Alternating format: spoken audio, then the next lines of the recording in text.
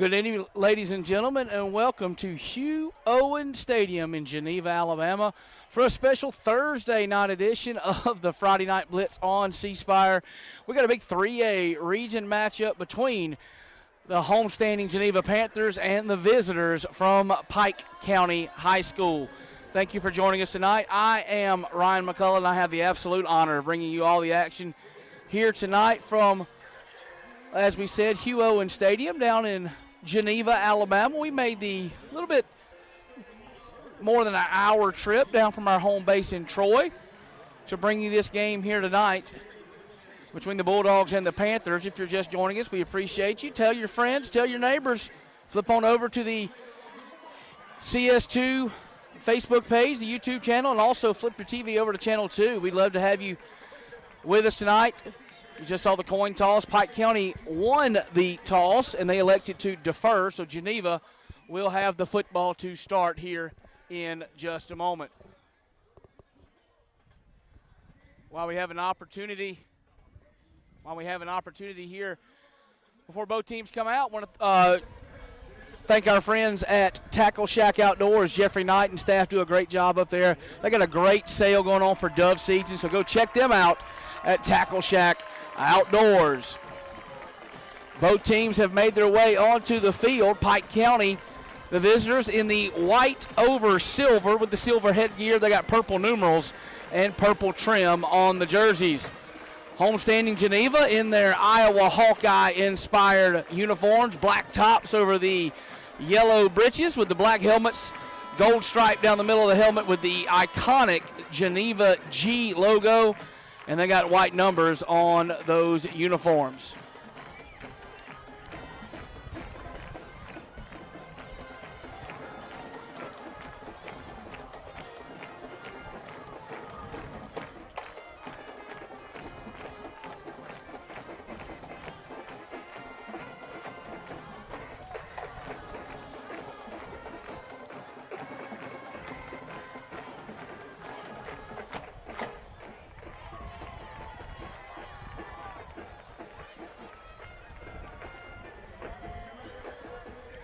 Teams have it teed up right there. Looks like it'll be Arturo Perez has that ball teed up for Pike County. They'll kick off to Geneva. Geneva coached by Jamel Harris in his second season at the helm. He is 3-8. Course across the way in the purple, led by Mark Hurt, also in his third season back at his alma mater in Pike County.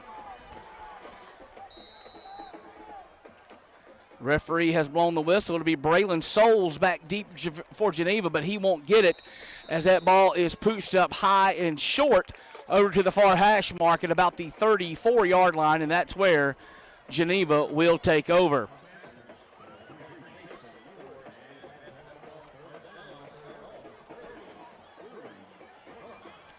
So it'll be 1st and 10 officially at the 33 for the Panthers of Geneva.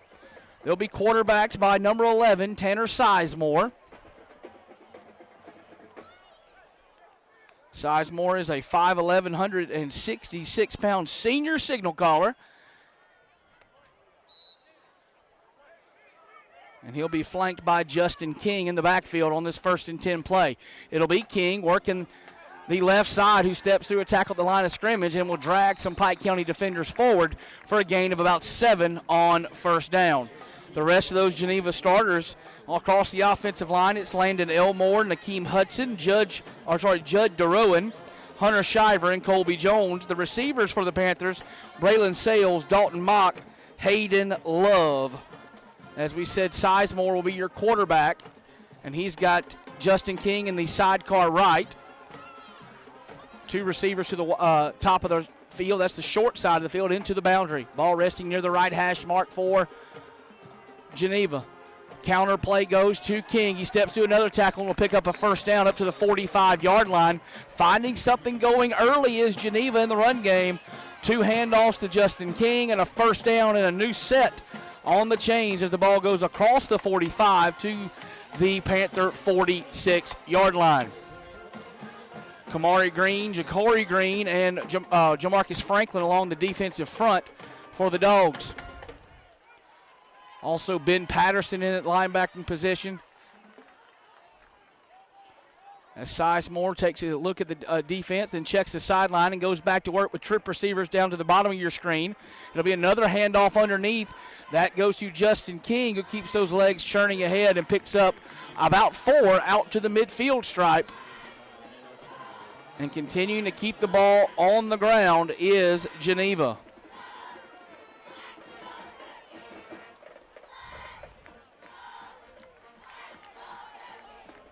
Mark Griffin, number 13 in the game right there for Pike County, playing some linebacker position. Also, Antonio Patterson and Khalil Foster, some defensive backs, and we'll get the rest of that Pike County starting unit here in just a moment. Ball resting just over the 50-yard line. And Geneva will still come out in a nub set with the H-back over to the left side. Another handoff to King, and this one snuffed out early. Pike County was there in a hurry, led by number 74, Ja'Cory Green. Also in on that tackle was Ben Patterson and Jamarcus Franklin for the Pike County defense. However, hold it up. There is a flag down behind the defensive front, normally in the area of a hold. But we'll have to wait. Nope, they wave it off. Looks like it fell out of the referee's pocket on accident. So it'll be 3rd and 7 for the Panthers. 9:46 to go first quarter. No score here in Geneva. True 2-by-2 spread set this time for the Panthers. Sizemore will glance over and check with Chase Williams, the offensive coordinator.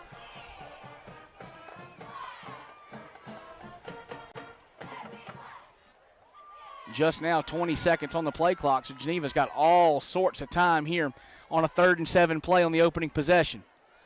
Sizemore surveys the defense, calls for the football. Now we'll take a step back and look under a little bit of pressure, fires it. He's got a man down the seam at the 25, or excuse me, at the 35 and to the 30. Slant pattern, beautifully done.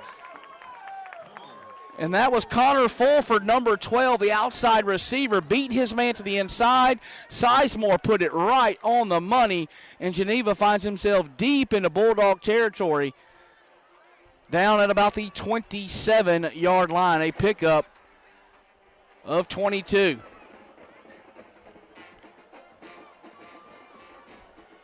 Jamarcus Franklin was in the face of Tanner Sizemore as he let that football go, but Sizemore stood his ground and found his target for a huge pickup into Pike County territory. It'll be 1st and 10 officially. Now they'll move it back to about the 29-yard line. This will be Sizemore with the keeper. He'll plunge over left side inside the 25-yard line down to approximately the 24, so pick up a 5 on 1st down.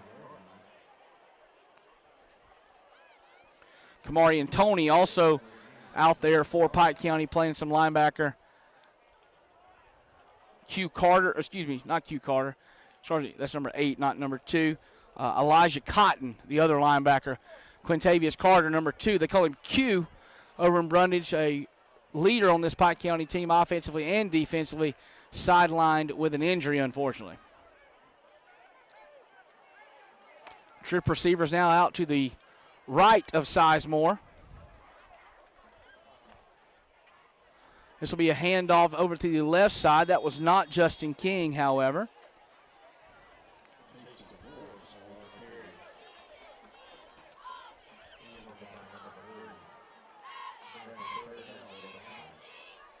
That was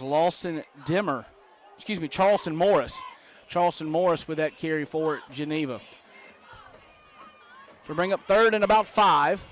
Apologize for stumbling a little bit, folks. Got a little late set up here on top of the press box here at Hugh Owen Stadium in Geneva, so we're kind of trying to play catch up. 2-back set this time. It'll be Morris and King on each side of Sizemore, who's looking over to the right. He's got a tight end out there in the flats. Down to the 10. He's pushed out of bounds inside the 10. That was Dalton Mock, his H-back / slot receiver, who beat the outside linebacker coverage into the flats, and Mock rumbles his way all the way inside the Bulldog 10 to the 9-yard line. 2 times they've gone to the air on this drive, and Tanner Sizemore's put the ball exactly where he needs to pick up those first downs. Nothing flashy, nothing, no deep bombs down the seam or anything like that. Just a classic pitch and catch. Two-back set with Sizemore. Twin receivers to his left. This will be a handoff to King, who's flushed. Now he'll reverse field back, and he'll pick up some yardage inside the 5 down to the 2-yard line. He should have been wrapped up in the backfield for a 3 or 4 yard loss, but he was able to juke the tackle of Ja'Cory Green and also about 6 other Bulldog defenders before he was finally wrestled to the ground at about the 3-yard line. 7 minutes and ticking, first quarter here in Geneva. No score, but the Panthers on the doorstep, 2nd and goal from the 3. They will stay in the 2-back set. Now they'll actually will be a timeout called by Pike County. Timeout taken by the Bulldogs. 6:52 to go first quarter. Geneva threatening on the 3-yard line when we come back on the Friday Night Blitz on a Thursday on C-Spire. October will be 28 years. Did your mother drive one? 33 years. And who else in your family worked for? My dad worked in the shop, and my husband was also a driver and worked in the shop. So Wiley Sanders Drillline is family, family, family. Always. That's right. The mission of Pike County Schools is to provide excellence in education, producing graduates ready for college, careers, and lifelong success. Pike County Schools would like to wish the Goshen High School Eagles and the Pike County High School Bulldogs success on the field this Friday night. Whether you are a cheerleader, band member, player, or fan, we hope you enjoy the Friday night experience and take pride in your school. Pike County Schools, excellence in education. Max is woven into the fabric of our communities. We have history here, memories that stir warm feelings. We've always been Max, never changing the heart of who we are. We lift others up who are out there doing good work. That's part of our strength, all of us together. Stadium here in Geneva, where the Panthers are on the doorstep for their first score of the game. Heavy set to the left, high snap will go to King, or steps through. That's actually not Justin King. That's Dalton Mock, who was in the backfield as a third running back, and Mock will pick his way through the left side and into the end zone. Touchdown, Geneva, on their first possession, and they go right down the field, 67 yards to put the first points on the board. Tough drive if you're a Pike County Bulldog fan, as the Dogs had Geneva on a couple of 3rd and longs, but the Panthers were able to connect and pick up first down yardage, and it ends in a 4-yard Dalton Mock touchdown run for the Panthers. Kick is up and it is good. However, hold the phone, we do have a flag on the play. It was thrown by the side judge over here on the Geneva sideline, so it may be an illegal formation on the Panthers. May not have had their tight end in their field goal formation on the line of scrimmage.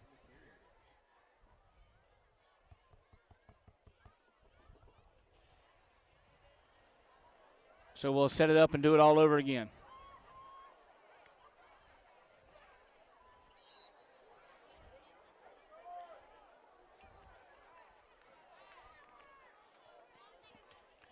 Kick is up and good one more time.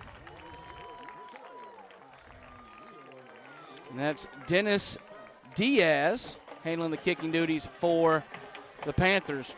So it's 6:46 to go, first quarter of play here in Geneva. The Panthers have jumped out to a 7-0 lead on Pike County. Stick with us, folks. Got a long way to go here on the Friday Night Blitz. Helping create a better community. Save, borrow, and invest with expert guidance from Max Credit Union. Smart money made simple. Miss Johnny May, thank you for bringing your grandboys to Wiley Sanders Trust Line. Roger, have you ever been in a position where you dispatched your grandmother and all former grandmothers? 1, 2, 3, 4. Absolutely not. Only Wiley Sanders Truck. When we put family first, and what? God. God and family first. Wiley Sanders Truck Lines, Troy, Alabama.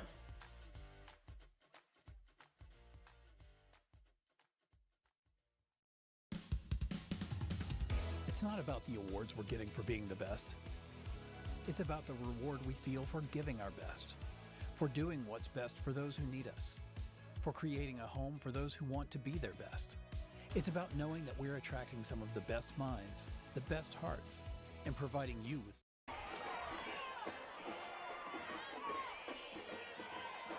67 yards in 9 plays for the Geneva Panthers to put points on the board. Their lead at 7-0 here on the Friday Night Blitz. And no, folks, you're not wrong. Check your calendars. It is a Thursday. This game was supposed to be played tomorrow night on Friday, was moved to tonight for a variety of reasons. Weather was one, an official shortage was the other one. So we're playing it on Thursday. So you're going to get 2 games tomorrow and 1 game tonight here on the C Spire social media pages, the YouTube and Channel 2. Pike County fields that ball back at about the 20, looking for running room across the 25, and he's hemmed up at about the 27-yard line. That was Masai Lucy looking for running room and just could not find it before a swarm of black shirts was on top of him.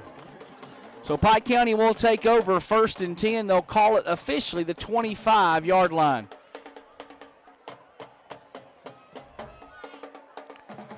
Quarterback in the Pike County team, once again, the freshman,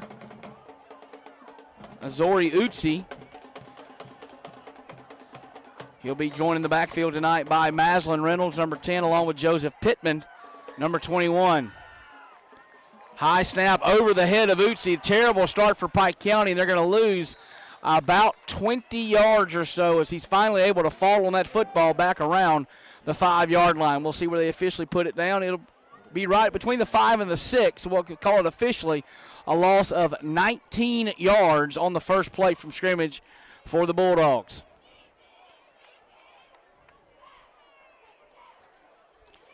Receivers for Pike County tonight, number 0, Khalil Foster, along with number 5, Braylon Jackson, and number 11, Traven Davenport. This snap a little bit better,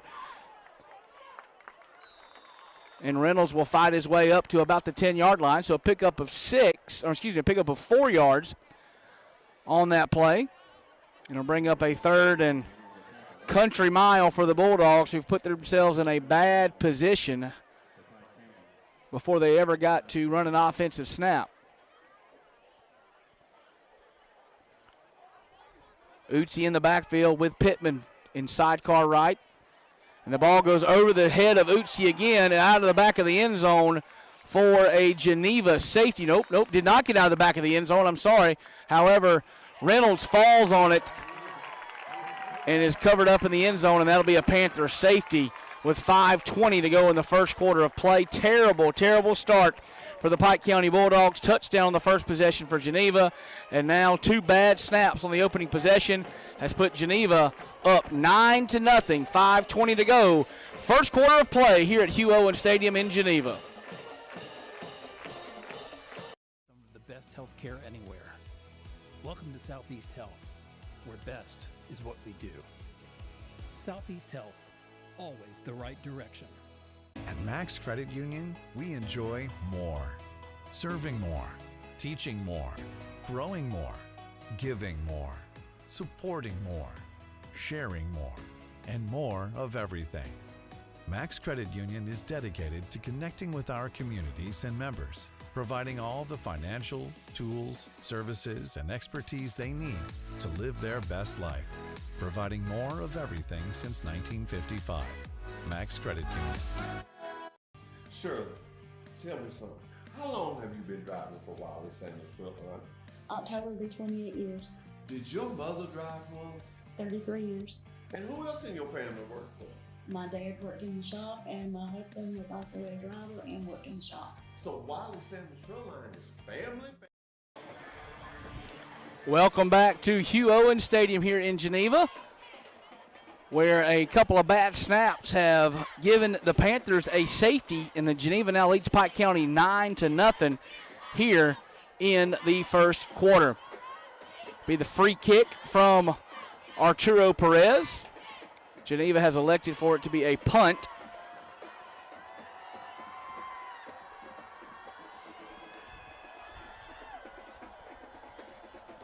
So the kickoff, or excuse me, the punt, the free kick will come from the 20-yard line.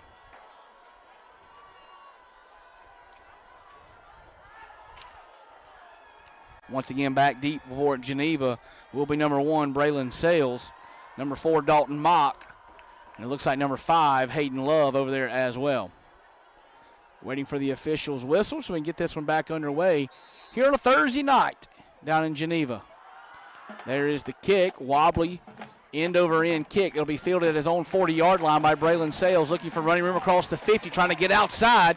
Good open field tackle right there, saving a huge play. Tackle made by Kamari and Tony, because Sales was bellying that ball to the outside, and if he would have beat Tony, he might be running down the sideline to bump his head on the goalpost for a free kick return touchdown. But Tony's good tackle saved the points for now for the Bulldogs, as Geneva will set up 1st and 10 across the midfield stripe in Pike County territory at about the 49-yard line. Back to the H-back set for Geneva. That's what they stayed in the majority of their first drive. And Sizemore will pop out and look over at Chance Williams, his offensive coordinator, to get the play call. Pike County showing their base 3-4 Okie front that Mark Hurt has had so much success with. Counter play coming to the left side for Justin King, and good pursuit by the Dogs limits that to just about 2 yards or so. Tackle led by number 3 in there, Ben Patterson. Mark Hurt, in his 3rd year back in Pike County High School, was a very successful football player for the Bulldogs back in that amazing run of championships in the 1980s. We have a heat timeout here. It will come officially with 4 minutes and 56 seconds on the clock. Geneva leads at 9-0. Come on back to the Friday Night Blitz here on C Spire. Always. That's right. The mission of Pike County Schools is to provide excellence in education, producing graduates ready for college, careers, and lifelong success. Pike County Schools would like to wish the Goshen High School Eagles and the Pike County High School Bulldogs success on the field this Friday night. Whether you are a cheerleader, band member, player, or fan, we hope you enjoy the Friday night experience and take pride in your school. Pike County Schools, excellence in education. Max is woven into the fabric of our communities. We have history here, memories that stir warm feelings. We've always been Max, never changing the heart of who we are. We lift others up who are out there doing good work. That's part of our strength, all of us together helping create a better community. Save, borrow, and invest with expert guidance from Max Credit Union. Smart money made simple. Miss Johnny, thank you for bringing your grandboys to Wiley Sanders Truck Line. Rodney, have you ever been in a position where you dispatched your grandmother and all 4 grandboys? 1, 2, 3, 4. Absolutely not. Only at Wiley Sanders Truck. After the heat timeout, Geneva will face a 2nd and 8 in Bulldog territory, as Sizemore will bring a man in motion across, but hand back off underneath to King, who fights his way across the line of scrimmage for about a yard. Once again, tackle led by Ben Patterson, number 3. Patterson, a young man, no more for the Bulldogs, has grown up in that program. A junior now, been on the varsity team since he was an 8th grader, and now finds himself as one of the starting linebackers on this Bulldog defense. And once again, Pike County has forced this 3rd and long set for Geneva. Panthers were able to convert 2 3rd and longs on their first drive that ended in a touchdown.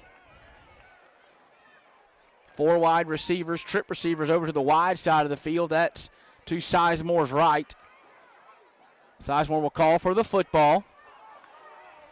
Gets rid of it. Once again, finds a man for a first down pickup. That is Braylon Sales across the middle, and the pass is complete. We also have a flag coming in very, very late in the area of what I think might be a roughing the passer call, as Jacory Green gave Sizemore a little parting shot, a big pop as he let go of the football, and it may have been a little bit late. No, excuse me, it is not. It'll be a penalty on Geneva.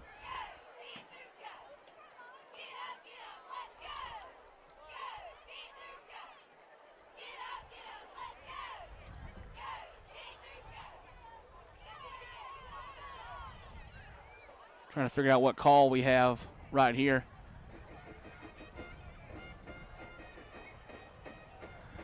Ball came out, or the flag came out way after the pass, and it's a legal man downfield is what the call is. The head referee signaled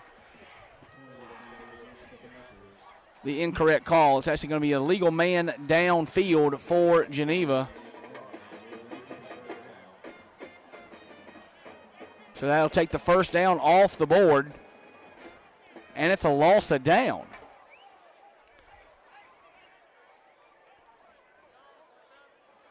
Folks, I'm not gonna lie. I'm a little confused on that penalty call. I pride myself on having great knowledge of the official signals, but I haven't seen that one right there in quite a while.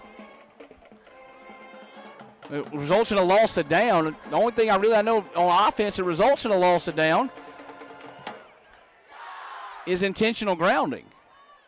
But anyway, spread set as Sizemore backs up, and we'll do the pooch punt down the field. Gets a good Panther roll, and it'll be down at about the 16-yard line.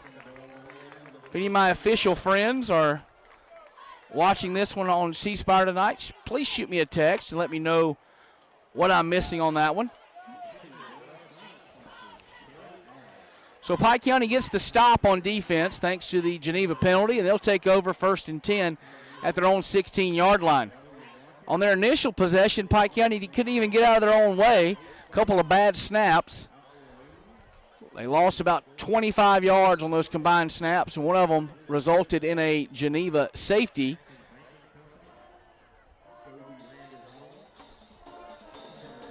Pike County got a lot of playmakers on this offensive side of the football. If they can get something, Khalil Foster, Braylon Jackson, Maslin Reynolds, that ball goes high as Utsi will take it and flip it out to Jackson. He's got running room down the far sideline. He may go. Yes, he will. Down to the 50, 45, 40, 35. Tail lights flashing. Braylon Jackson, touchdown, Pike County. But hold the phone, folks, all the way back at the 15-yard line. A flag laying on the field, and this one may be coming all the way back. Yep, white hat official brings them back. False start on the Dogs. So take this touchdown from Jackson off the board. And another self-inflicted penalty for Pike County will put them behind the sticks to start this second drive. Man, that's a tough one if you're a Pike County Bulldog fan. The snap was high again to Utsi. He was able to jump up and grab it. And then on the read option type play on the backside, flipped it out to Jackson at the last minute. He showed off that world-class speed he's got, track star speed for Jackson. Down the far sideline, it went 85 yards for the touchdown, but it's erased on a false start penalty.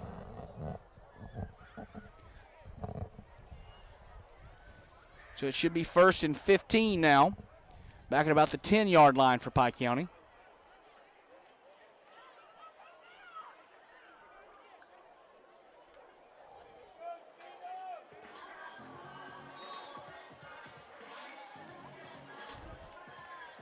Same set this time for Pike County. 2 men in the backfield. High snap again, but Utsi will pull it down. Goes to Jackson, who tries to belly to the right side, but he is chased down from behind.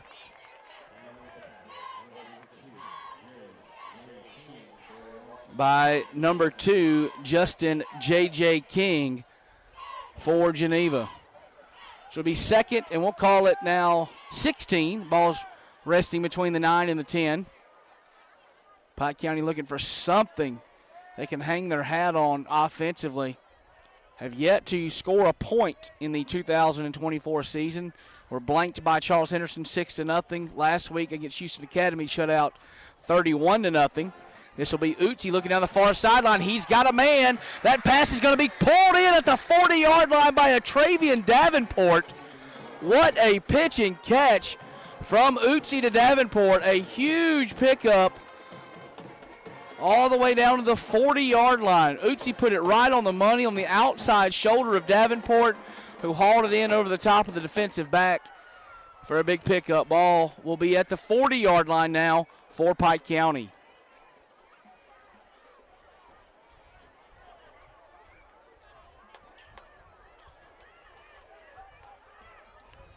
Working quickly are the Bulldogs. This will be a handoff going to Jackson. Sidesteps another man. Here goes Jackson again. Far sideline. Bounces to the outside 30. 25 in a foot race. Good block downfield. It'll be another Braylon Jackson touchdown. And this one will stand. Touchdown Bulldogs.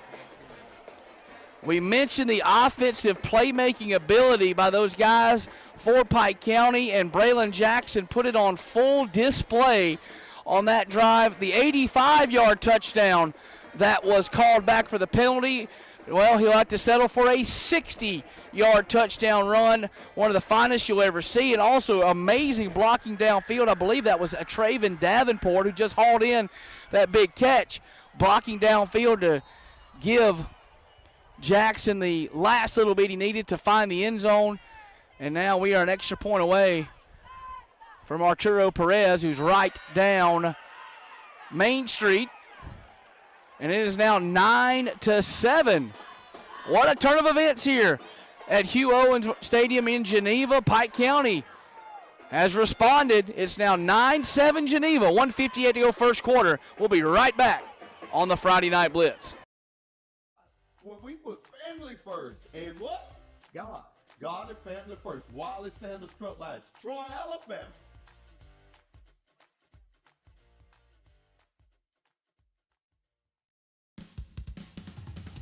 It's not about the awards we're getting for being the best.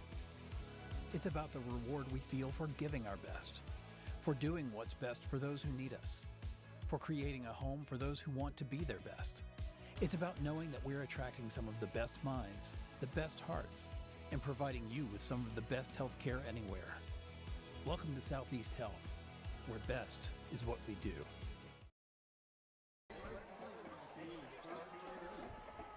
Arturo Perez will pooch that ball out to the left side. Fair catch called for. That's dropped on the sideline, but will be picked up by the Panthers at about the 27-yard line. Crisis averted if you're a Geneva Panther fan, as that ball was right on the sideline. Perfectly done. It was actually Cruz Juarez that kicked that ball off over there. So Geneva will have it now at the, will it be the 30 or the 29? Let's see. Referee's trying to figure out where to put it. They'll actually move it all the way back to the 27-yard line. So 1st and 10 at their own 27 for Geneva. First possession, Panthers went right down the field and put it in the end zone. Last possession, they had to punt after the strange penalty on 3rd down, and we're still a little confused about up here. That'll be Sizemore, flanked by J.J. King. This will be a handoff to King on the counter play, looking back to the right side, fighting for running room. He's popped pretty good on that far sideline by Khalil Foster and forced out of bounds at about the 27, 28-yard line. Good pursuit right there. We've seen early that Geneva's going to run that counter out of the H-back set, and they've had really good success on the first drive, but since then, Pike County's kind of gotten got locked in on that play and have held him being King to almost no gain on their play. So it'll be officially 2nd and 10, maybe a gain of a half a yard. Same set as previous for Sizemore. Two receivers and the H-back to his left, one man out wide to the right. The dead count, the hard count, and it will be a false start, an offside penalty on Pike County. Hold up, 1 second. Little disagreement here maybe. Nope, they will mark it off on Pike County. I thought for a second there were a couple of Geneva players kind of raising their arms up as thought the referee might have called a false start or an illegal snap on the Panthers, but they will mark it off on Pike County. Offsides, that was the nose guard right there, right over the football that jumped off side. You hate to see that one.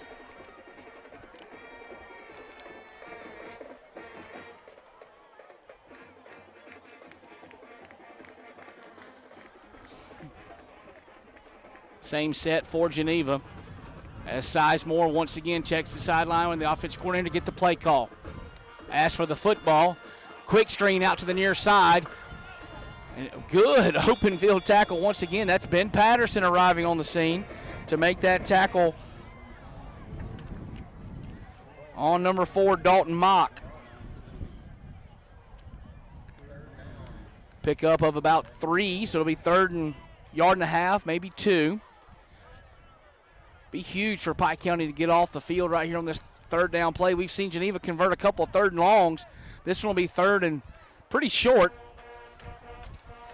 as there's now 6 seconds to go on the play clock. It may get us before the play can get snapped. 2 seconds, 1 second, and yes, the horn will sound. And that will do it for the first quarter of play here in Geneva. And we got a good one tonight. Geneva 9, Pike County 7. Come on back here on the Friday Night Blitz on a Thursday on C-Spire. Southeast Health, always the right direction.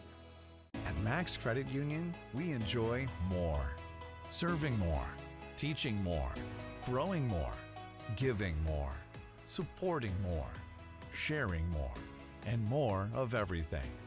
Max Credit Union is dedicated to connecting with our communities and members, providing all the financial, tools, services, and expertise they need to live their best life, providing more of everything since 1955. Max Credit Union. Shirley, tell me something. How long have you been driving for Wiley Sanders Truck? October will be 28 years, Did your mother drive once? 33 years. And who else in your family worked for? My dad worked in the shop, and my husband was also a driver and worked in the shop. So Wiley Sanders Truck Line is family, family, family. Always. That's right.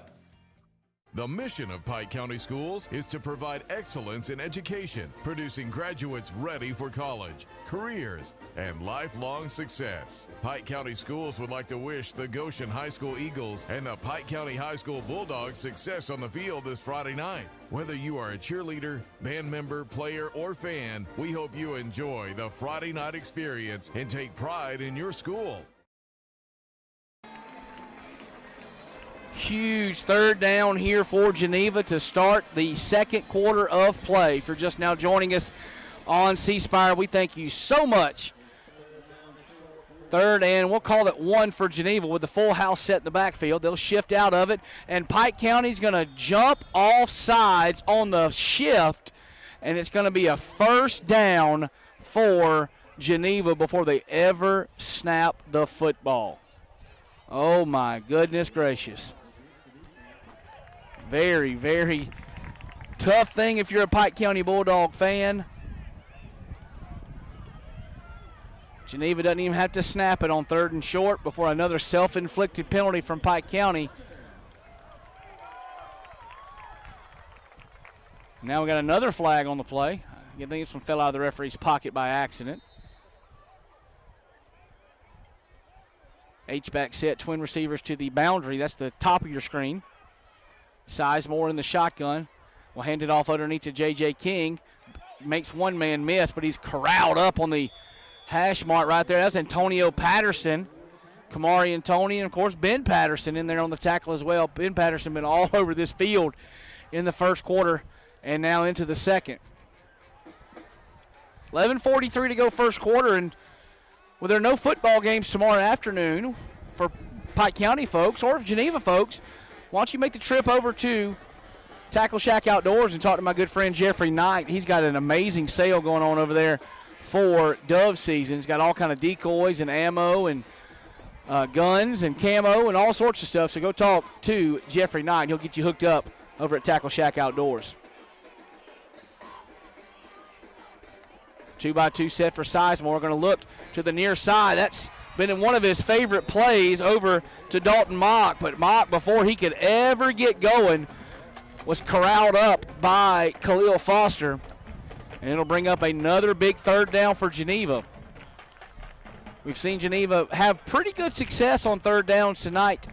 They converted a couple of long third downs on their first drive for a touchdown. Converted one on their second drive, but was negated by a penalty. And we just saw them convert a third down via penalty just a few moments ago. So it'll be third and we'll call it 6.5 for the Geneva Panthers. They need to get across the midfield to the Pike County 49 for a new set of downs. 2x2 set in the backfield for Sizemore, who has it. He'll look on the slant pattern and he'll overshoot his man. He was looking down the near sideline or on the near seam for Connor Fulford. But that pass will fall harmlessly to the turf, and the Pike County defense bows its neck on third down and will get off the field and put the ball back in the hands of Azori Utsi, Braylon Jackson, and the rest of that very, very talented Bulldog offense.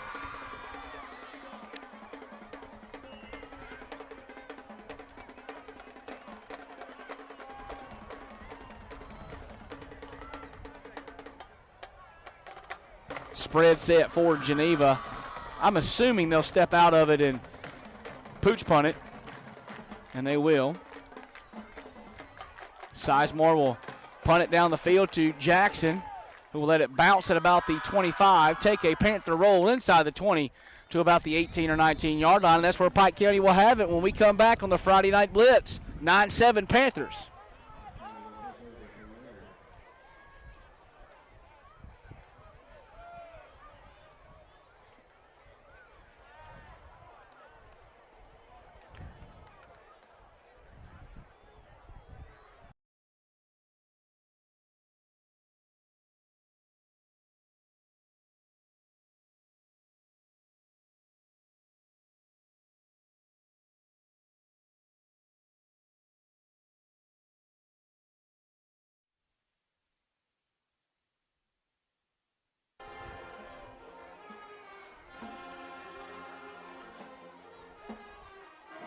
Back here at Hugh Owen Stadium, and we got another breakaway. Here goes Jackson down the far near sideline, 50, 45, 40, 35, 30. Jackson does it again. Touchdown, Bulldogs. But uh-oh, fans, hold it once more. A flag on the field. However, referee will signal touchdown, but we have a flag back down on about the 15-yard line or so. Would it be another touchdown run pulled back for Braylon Jackson?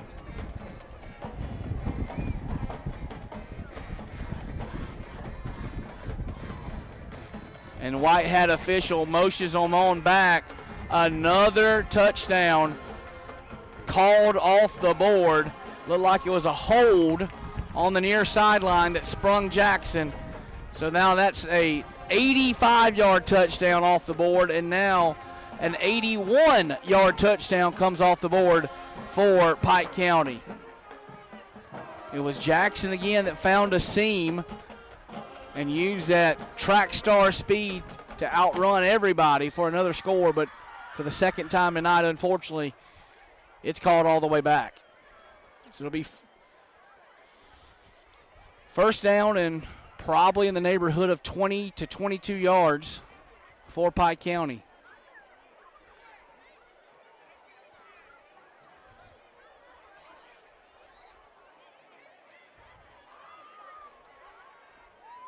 Big tough break if you are a Pike County fan. A huge break if you are a Geneva Panther fan, as that's now two long touchdowns that aren't going to count.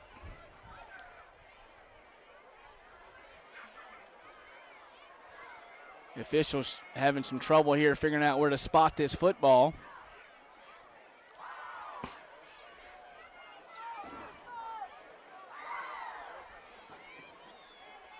Our Whitehead official looked like he motioned for a hold.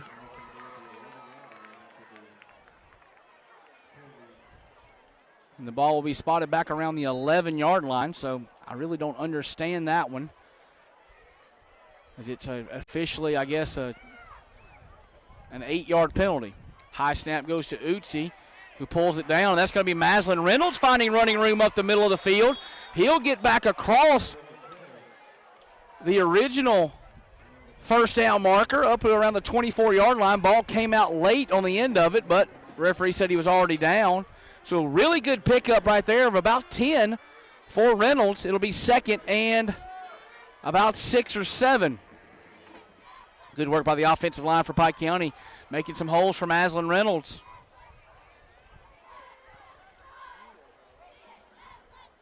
Good snap goes to Utsi. He'll pull it and go out the back door by himself. He's through the 30, 35 across the 40, 45 up to near midfield on the option read for Azori Utsi.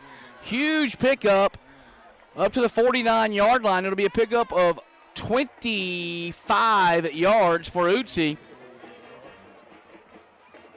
And Pike County's found a little offensive momentum.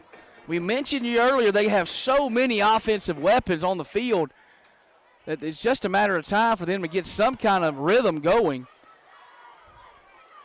Jackson, Davenport, Utsi, Reynolds, Foster.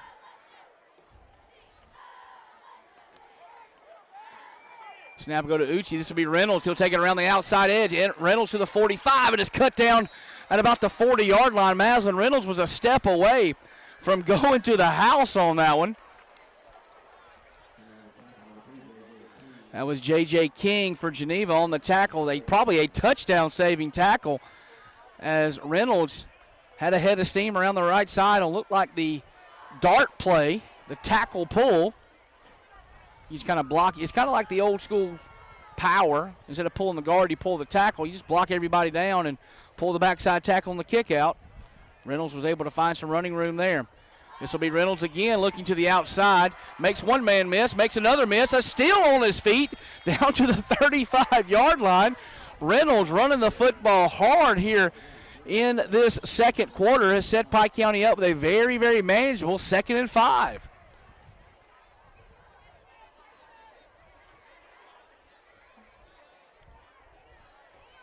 Geneva 3-4 defense coordinated by Alan Harrington.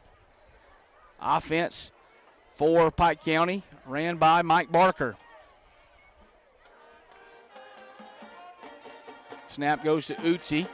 This will be Pittman up the middle across the 25 down to about the across the 30 down to about the 27 or 28-yard line. That's Isaiah Pittman with a good carry right there. Picks up a first down for Pike County. Man, some good things if you're a Pike County Bulldog fan you're seeing right here. You're seeing some offensive identity established for the Bulldogs on the legs of Utsi and Reynolds and Jackson, and now Pittman is involved in the ball game. Utsi going to throw this one. He's got a man down the seam, put some air under it, and it's tipped away at the last minute by Braylon Souls for Geneva. He was looking for a Traven Davenport. Utsi put just a little bit too much air under that ball. If he throws it a little longer and a little bit more on a line, I think he finds Davenport down the seam for a touchdown. But really good opportunity to take a shot right there. Had it 1st and 10 inside the 30 did Pike County. Trip receivers will be out to Utsi's left. Davenport all by his lonesome up top. They'll fire short to Khalil Foster. Met in the backfield. Spins off a one tackler but is unable to get back to the line of scrimmage. It'll be a loss of about 2. So it'll be 3rd and 12 from about the 30-yard line. Tried the quick game screen to the left side to Khalil Foster, but Geneva didn't bite on anything, and Foster was unable to find any running room.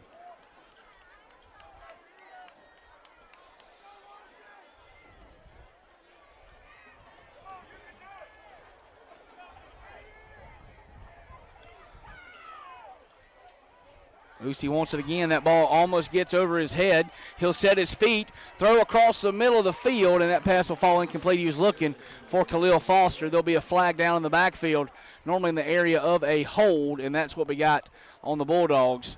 I'm assuming Geneva will decline this and make it 4th and 12. They will decline the penalty, so it'll go to 4th and 12 from the 30-yard line for Pike County.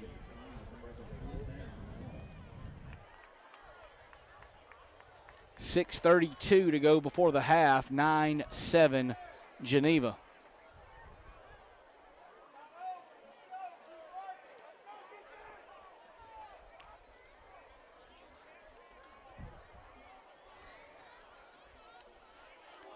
If you're just joining us here from Hugh Owen Stadium in Geneva, I'm Ryan McCullough here on the Friday Night Blitz on a Thursday.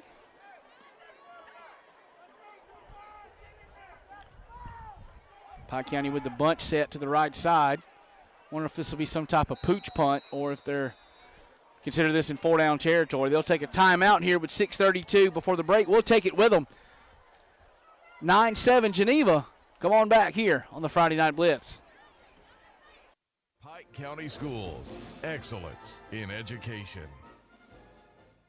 Max is woven into the fabric of our communities. We have history here. Memories that stir warm feelings.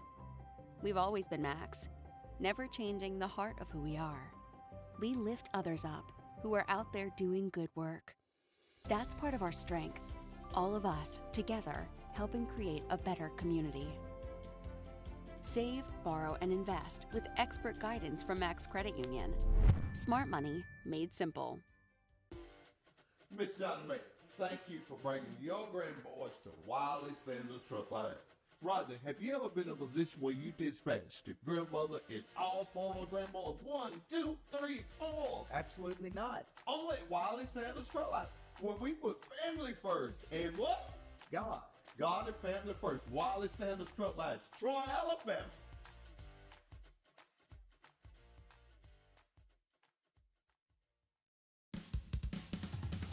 It's not about the awards we're getting for being the best. It's about the reward we feel for giving our best, for doing what's best for those who need us, for creating a home for those who want to be their best. It's about knowing that we're attracting some of the best minds, the best hearts, and providing you with some of the best health care anywhere. Welcome to Southeast Health, where best is what we do. Southeast Health, always the right direction. At Max Credit Union, we enjoy more. Serving more, teaching more, growing more, giving more, supporting more, sharing more, and more of everything. Max Credit Union is dedicated to connecting with our communities and members. As the sounds of Ozzy Osbourne's Crazy Train bring us back here on the Friday Night Blitz, Pike County faces a 4th and 12 from the Geneva 30-yard line. Pike County trails Geneva 9-7. This will be Uzi in the shotgun, looking for trip receivers, and the snap goes over his head, but he's able to corral it. Looks downfield, finds a man down there to Khalil Foster, but he's unable to bring it in, and that pass will fall to the turf, and Pike County will turn it over on downs. He was going to be short for the first down anyway, but Foster unable to bring that pass in, as I believe is probably the snap issues again for Pike County. That ball didn't get to the ground, but Uzi had to backtrack, turn around and run like a center fielder tracking a deep fly ball. Had to turn and run and go chase it down, and once he did, he turned around and tried to find the first white shirt he could get it to, and that was Khalil Foster, but Foster was unable to make the catch. Got a flag down on the play. Had a Geneva player kind of limp off without a helmet earlier. Wonder if this flag is going to be associated with that, maybe some type of illegal hands to the face on a Bulldog offensive lineman.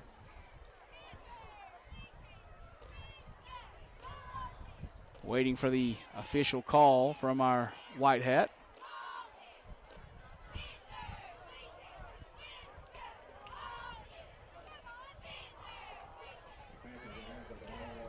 And it will be a dead ball, unsportsmanlike.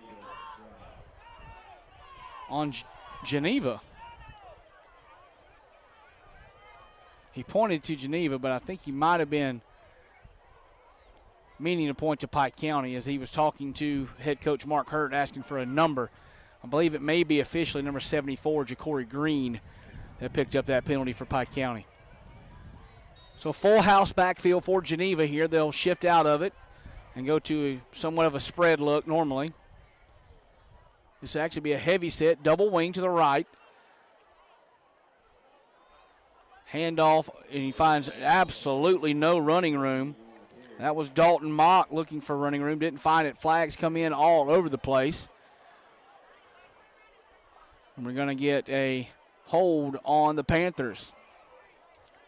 So they'll push them back on the half to distance penalty back to about the 7-yard line or so.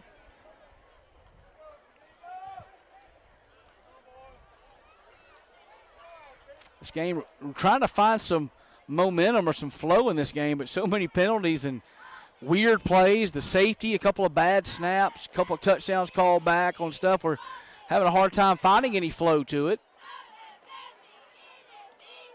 So, yeah, it'll go back to the 8-yard line officially for Geneva.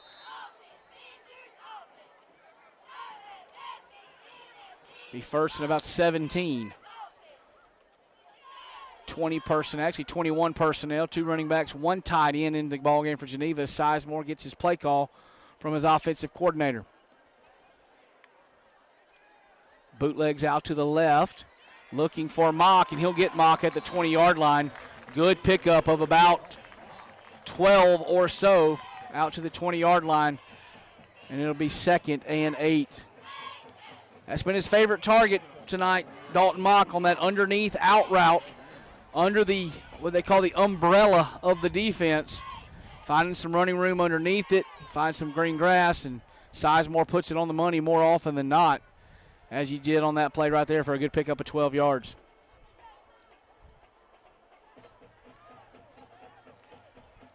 .21 personnel again. Now the receivers will flip to the wide side of the field. This will be a handoff to J.J. King up across the 25. Bulls his way down to the 26 or 27-yard lines on a penalty play. That flag thrown in the area of holding once again. And that's what it is, holding on the Panthers. So that first down pickup for J.J. King will be nullified by the yellow hanky on the field. And it'll go back to probably 2nd and about 15 or so.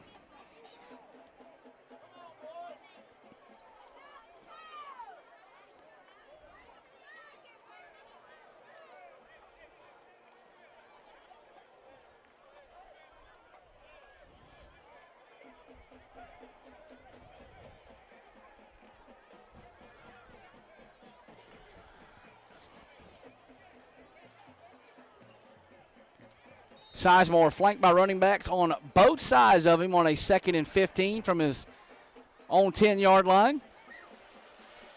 Twin receivers out to his right, the wide side of the field at the bottom of your screen. Clock at 5 minutes and ticking. Play clock down to 10. Sizemore still getting the play call from his offensive coordinator, Chase Williams. This will be Sizemore looking deep down the seam for Mock, and Mock will actually draw a penalty flag. Looked like he fell down on the play, but it's going to be Patterson that gets called with pass interference up here at about the 40-yard line. Not sure about that one, but their angle down on the field is much better than ours. And it'll officially be marked at the 39-yard line. Of course, that'll be a fifth, not a spot foul in high school football, so we'll see what we got here. They actually say Mock caught the football. Wow. Mock caught that ball. I thought it hit the ground, and he caught it on the bounce, so they'll decline the penalty, the pass interference penalty, and actually take the yardage. Ball's all the way out to the 39-yard line. On the heave pass to Dalton Mock down the right seam for Geneva.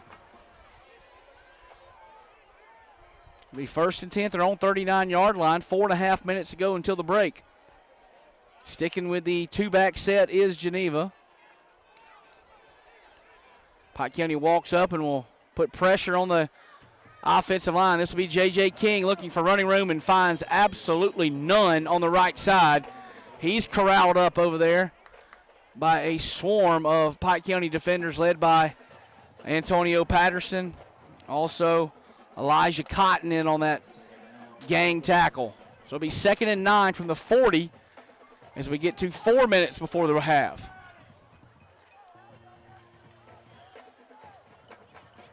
Stick with us at halftime, folks, as you'll be able to enjoy the sweet sounds of the Geneva High School Marching Band as well as the Pride of Pike.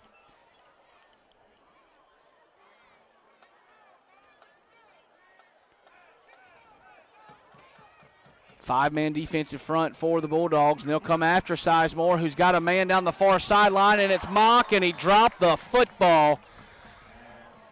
Dalton Mock was all by his lonesome on the Pike County sideline, and the ball fell right through his hands. It would have been a pickup of about 25 or 30 yards, but it will stay a 0-yard pickup.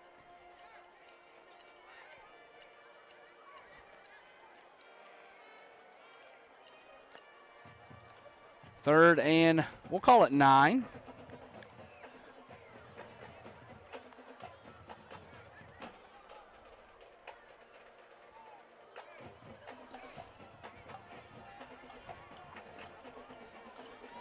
Be trip receivers to the left side for Sizemore.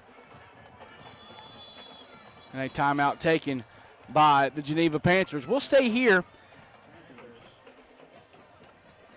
as the clock continues to tick on down here. They'll have to put some time back on it.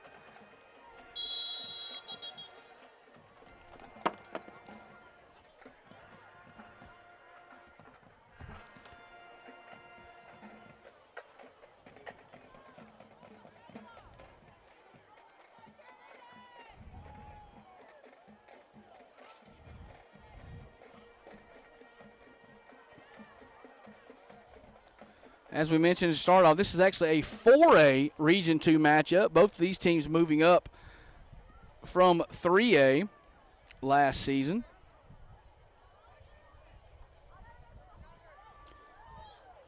All time between Pike County and Geneva. Check this out. 11 wins for Pike County, 11 losses for Pike County, 3 ties in the all-time matchups that they've played. This will be now actually game 26. And we will get a change in the record books tonight. So somebody's actually going to have a winning record against each other.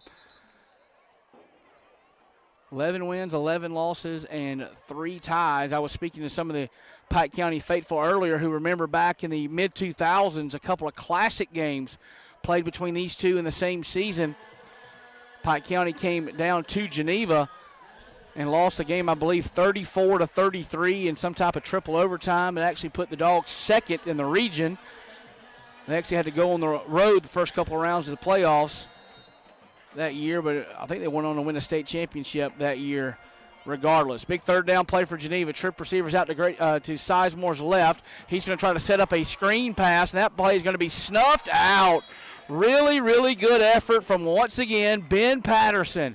Found his man who he was supposed to cover on the screen pass and snuffed it out. It'll be a 4th and 9 play. You can see it coming the whole time as Sizemore took the snap and immediately backpedaled, looking to try to set it up to suck everybody in, but Patterson didn't fall for it and was right there to bat that ball away. 3:24 to go until halftime. Wide receivers each way for Sizemore, who will shift into the pooch punt, and he'll put a foot in it, and it'll go down the near sideline and be out of bounds at about the 37-yard line. That's where Pike County will take over with 3:15 to go before the break. Folks, you don't want to miss anything here on the Friday Night Blitz on C-Spire. Providing all the financial, tools, services, and expertise they need to live their best life. Providing more of everything since 1955. Max Credit Union. Shirley, tell me something. How long have you been driving for Wiley Sanders Truck Line? October will be 28 years. Did your mother drive once? 33 years. And who else in your family worked for? My dad worked in the shop, and my husband was also a driver and worked in the shop. So Wiley Sanders Field Line is family, family, family. Always. That's right. The mission of Pike County Schools is to provide excellence in education, producing. Welcome back to Hugh Owen Stadium here in Geneva, where the Panthers lead Pike County 9-7. Got a flag coming in here as the play gets underway. That looks like that was Maslin Reynolds again, finding some good running room, some yardage up the middle, but another flag comes flying in, a false start, a legal formation on the Bulldogs, so it'll be 1st and 15. I don't have an official number on flags tonight, but we got to be nearing the 15 mark or so on both teams combined. Been a lot of hankies on the field.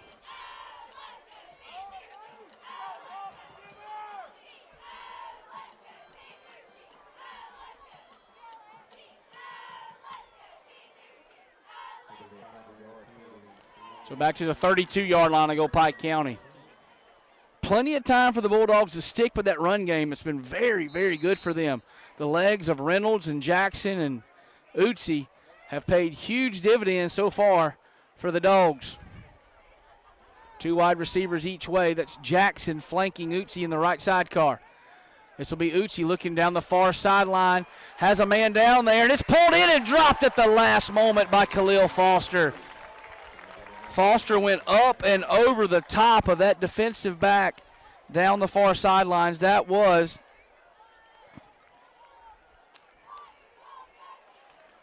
Connor Fulford, the DB down the far sideline, but Fulford stayed with the play and was able to knock it out of Foster's hands as they were headed back towards the turf. A little bit more confusion with our officiating crew.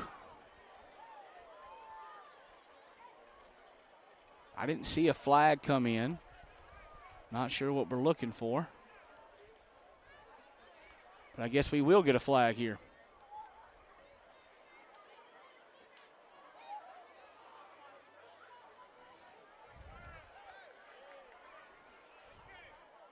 All righty.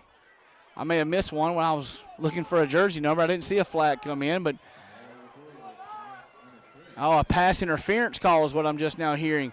I never saw a flag come in for pass interference, but Pike County will move all the way up to the 47-yard line. 1st and 10, 2 wide receivers either way for Utsi. He's got the snap. He'll hand it off underneath to Jackson, trying to find some running room, and he will as he plunges across the 50 to the Geneva 47 or so. 2.5 minutes to go until the halftime break.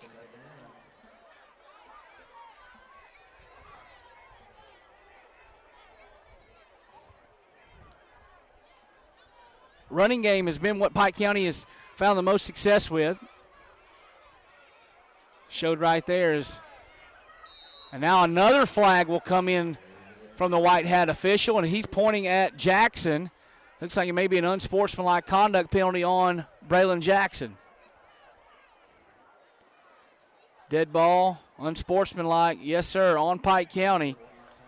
Jackson said something to the official and then turned around and kind of waved the official off, and that's when the flag came out from our head official tonight. So Pike County did have the ball across the midfield stripe at about the Geneva 48, 47-yard line, but now they'll be all the way back at about their own 38 or 37-yard line. So another self-inflicted issue for the Bulldogs. We talk about the couple of bad snaps. That's actually the difference in the ball game now.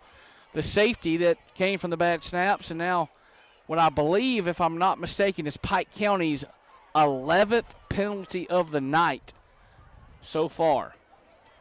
And we're just 2 minutes and 12 seconds to go until halftime.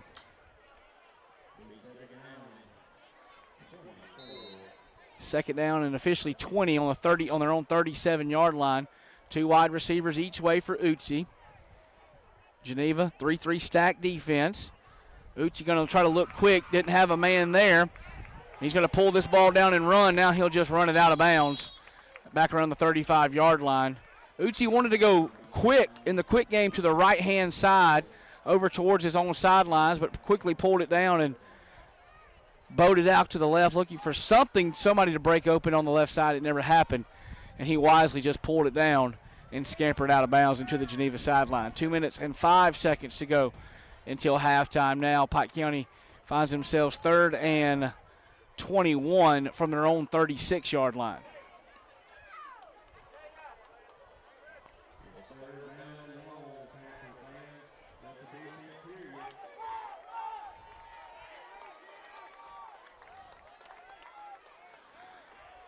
Uchi will look across the middle of the field, and this goes in and out of the hands of his brother, Masai Lucy.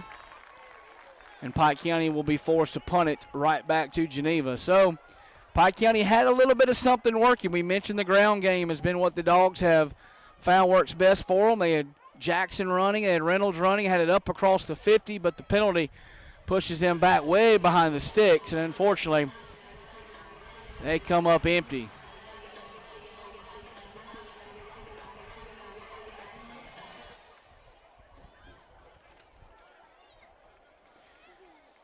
Punt formation in front of Arturo Perez. It'll be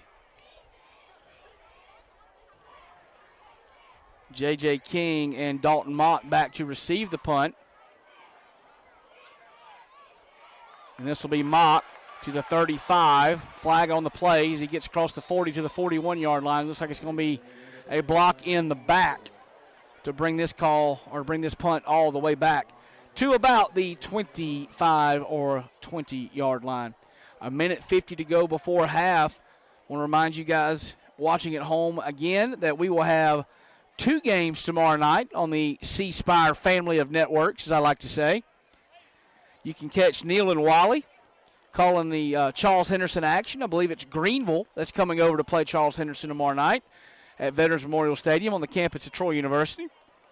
And also, my good friend Mike Hensley will be down at Green Memorial Stadium in Fort Jack, Alabama, where an encampment of Rebels will welcome in a flock of Eagles in a matchup of undefeated teams. If you'd have told me that Zion Chapel and Goshen both be undefeated headed into week 3 before the season, I would have raised some eyebrows, but they got some stuff working down in Jack. Cody Keene and the guys, and of course, Goshen running that gun tee system out there. Don Moore has it rolling out in the western part of Pike County. We got a little bit more football action here in the first half, as this will be Sizemore on the QB keeper up the middle. Pickups about 4 yards up to the 25-yard line. And this may be a situation where Kamel Harris, the head coach, has told his offensive coordinator, hey, let's don't have anything weird happen like Pike County did and get a bad snap or get a fumble or something like that before this half and set up the Dogs in good scoring position with less than 90 seconds to go. It may be a situation, hey, let's just run it to halftime, take our 9-7 lead, and then go play football in the second half of this one. Well, we'll see. I've been wrong before. Most of the time I am wrong. 2 wide receivers each way for Sizemore. He'll bring Mock across him in motion, and Pike County jumps off sides again. That'll be, if I'm counting correctly, penalty number 12 on the Bulldogs here in the first half of play.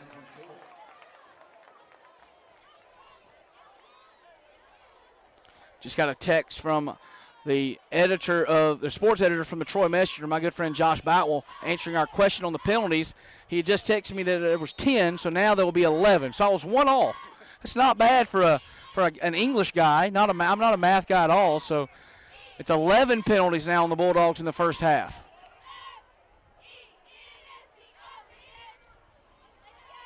Pike County in their traditional Mark Hurt, Okie 3-4 defense, 3 down linemen, 4 linebackers against trip receivers for Geneva. Handoff, and he is swarmed under in the backfield. The Pike County defensive front got there and wrestled him to the turf. And it'll be 3rd down, but there's less than a minute to go. And I don't believe Pike County has any more timeouts left.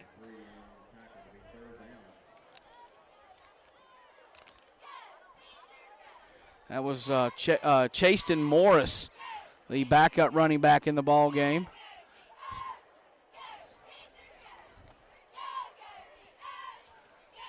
Clock will roll inside of 30 seconds to play. They will have to snap it as the play clock's down to 14 seconds, but they will not have to run another play after this one. I would expect some sort of safe run in this situation just to get it to the half.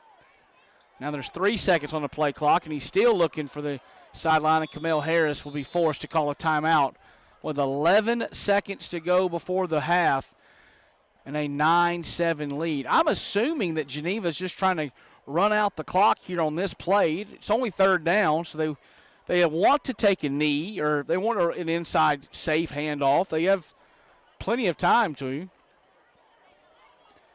Don't have to worry about any type of punt here late in this first half.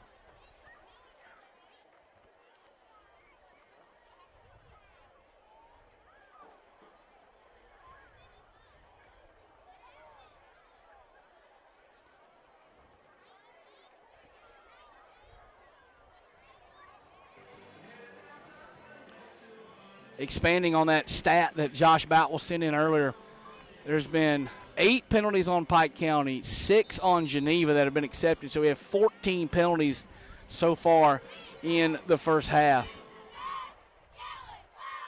Like I said, very sluggish half. We've had a lot of weird things. Like I said, 14 combined penalties, a couple of bad snaps. We've had a safety, which you don't see a whole lot.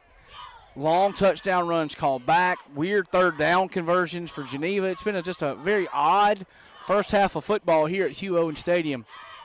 They'll bring it across. This will be Moores, and he is met hard by Zakeelan Adams as he crosses the 30-yard line. And that will not take us to the break.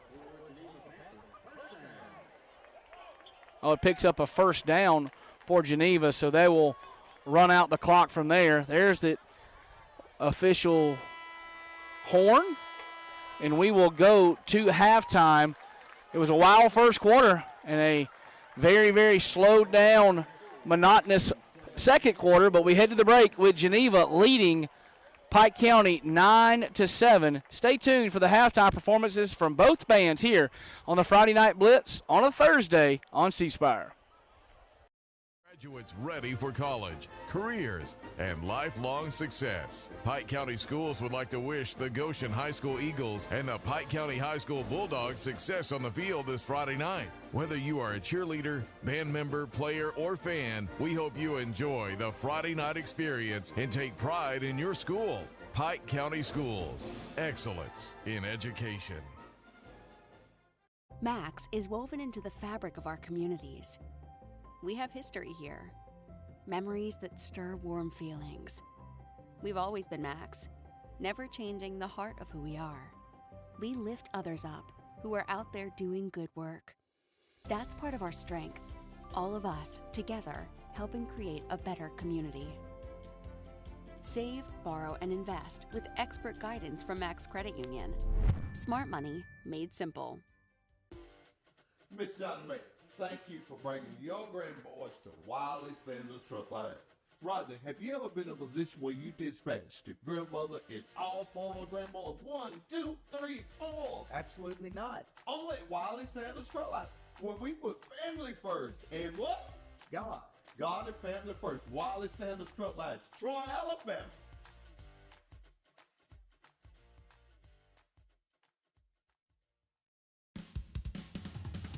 It's not about the awards we're getting for being the best.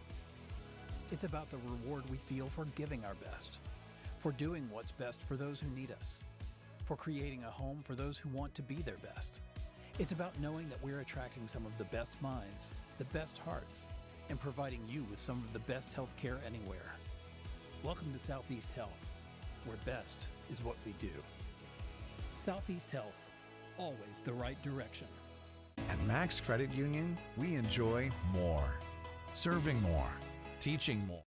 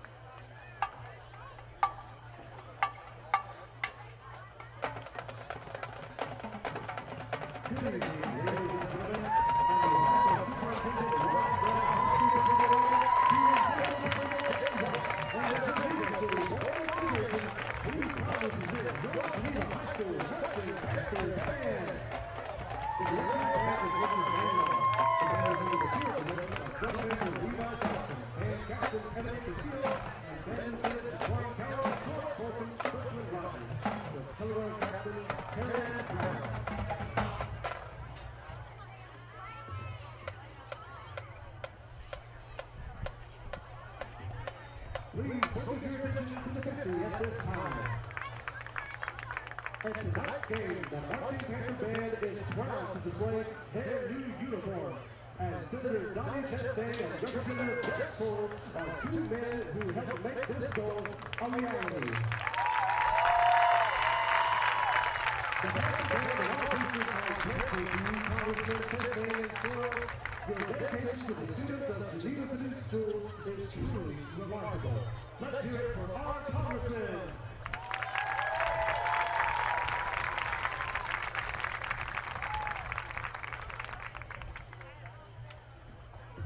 The Marching Panther Band is proud to present their show entitled Panther Dance Party.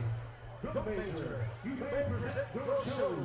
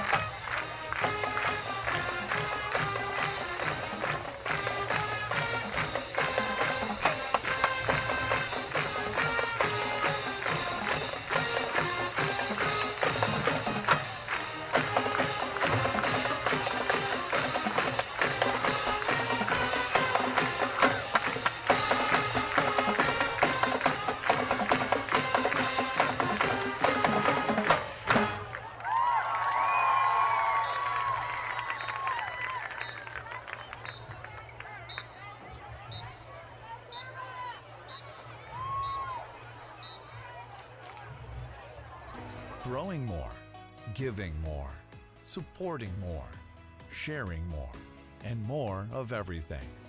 Max Credit Union is dedicated to connecting with our communities and members, providing all the financial, tools, services, and expertise they need to live their best life, providing more of everything since 1955.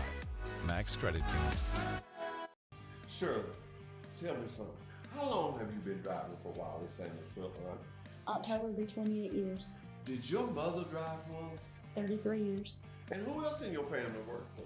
My dad worked in the shop, and my husband was also a driver and worked in the shop. So Wiley Sanders Truck Line is family, family, family. Always. That's right. The mission of Pike County Schools is to provide excellence in education, producing graduates ready for college, careers, and lifelong success. Pike County Schools would like to wish the Goshen High School Eagles and the Pike County High School Bulldogs success on the field this Friday night. Whether you are a cheerleader, band member, player, or fan, we hope you enjoy the Friday night experience and take pride in your school. Pike County Schools, excellence in education. Max is woven into the fabric of our communities. We have history here, memories that stir warm feelings. We've always been Max, never changing the heart of who we are. We lift others up who are out there doing good work. That's part of our strength, all of us together helping create a better community. Save, borrow, and invest with expert guidance from Max Credit Union. Smart money made simple. Miss Johnny May, thank you for bringing your grandboys to Wiley Sanders Truck Line. Rodney, have you ever been in a position where you dispatched your grandmother and all four of her grandmothers? 1, 2, 3, 4. Absolutely not. Only at Wiley Sanders Truck Line, where we put family first. And what? God. God and family first. Wiley Sanders Truck Line, Troy, Alabama.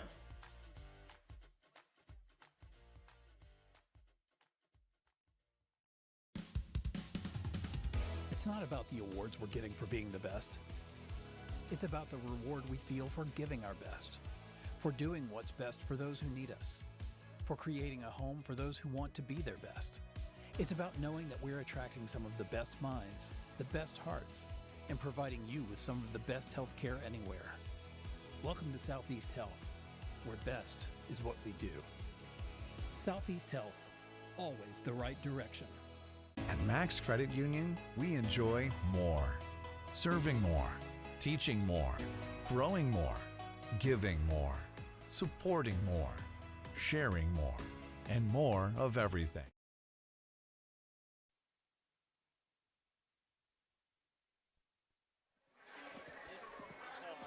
All right, 5, 4, 3, 2, 1. Welcome back to Hugh Owen Stadium here in Geneva. Ready for the second half of action between the Geneva Panthers and the Pike County Bulldogs. Quick rundown of your first half stats. First up for the Panthers, they had 15 carries, 36 yards on the ground. 7 of 10 was Sizemore through the air for 89 yards. They were 4 of 9 on third down and 11-19 on the possession clock.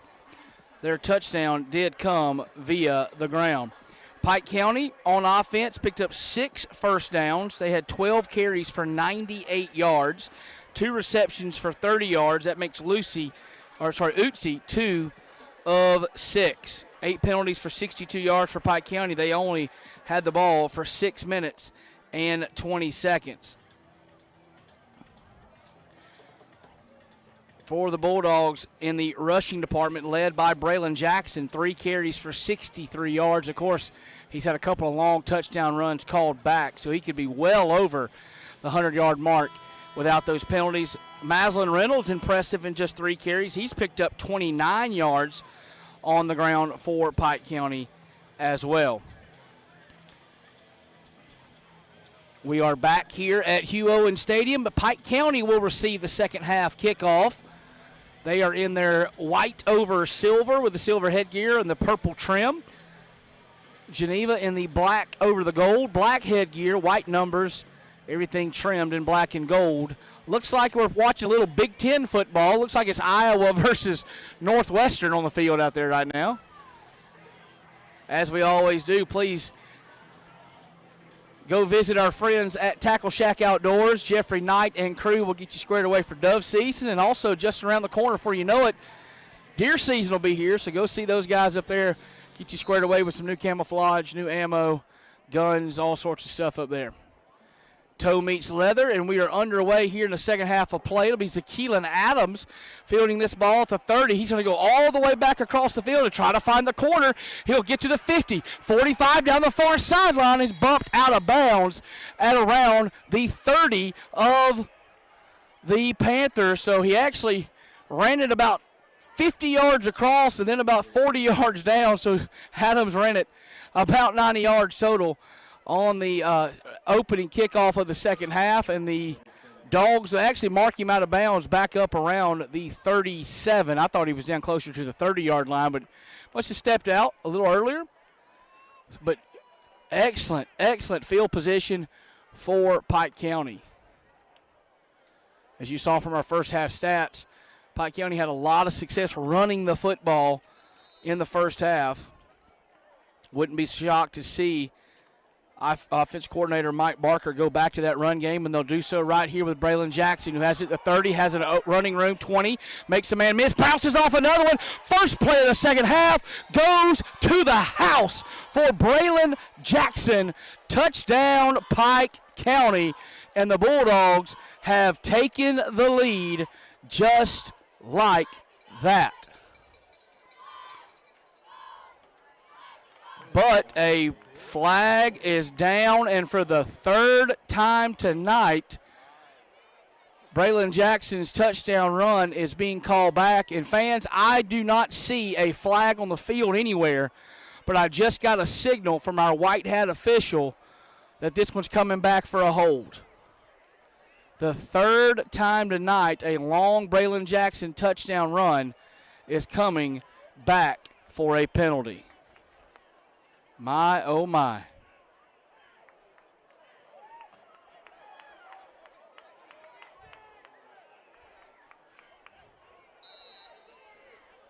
And Mark Hurt on that far sideline rips his helmet or his headset off and wants a piece of our official, wants at least an explanation of what he's seeing on those holding plays or on those runs that get called for holding. This will be Utsi. He'll hand it off to Jackson again. Jackson makes another man miss, but won't make a second, and he gets back about 7 of those penalty yards that he lost. So it'll be second and about 8 or 9 for Pike County.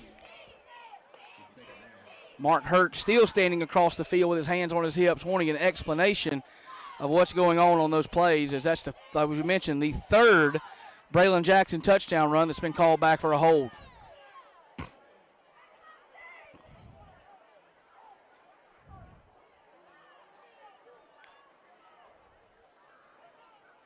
Diamond set in the backfield. Another flag will come in on a penalty play to Maslin Reynolds, who works off the left side, picks up a yard or 2, but the flag will come in again from our head official. False start is the call, and Pike County will get another penalty. It'll go from second and about 8 to second and about 13.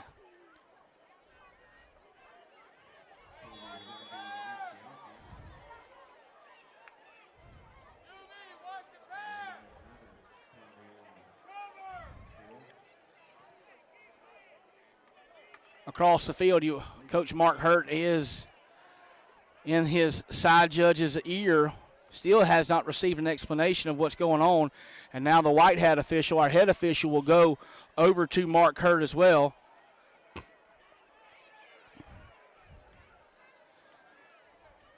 And Hurt will hopefully get his explanation of what's going on and why so many penalties so far on the Bulldogs.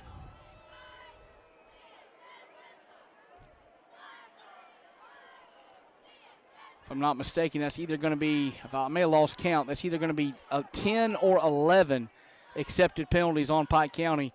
And we're just a minute and 10 seconds into the third quarter.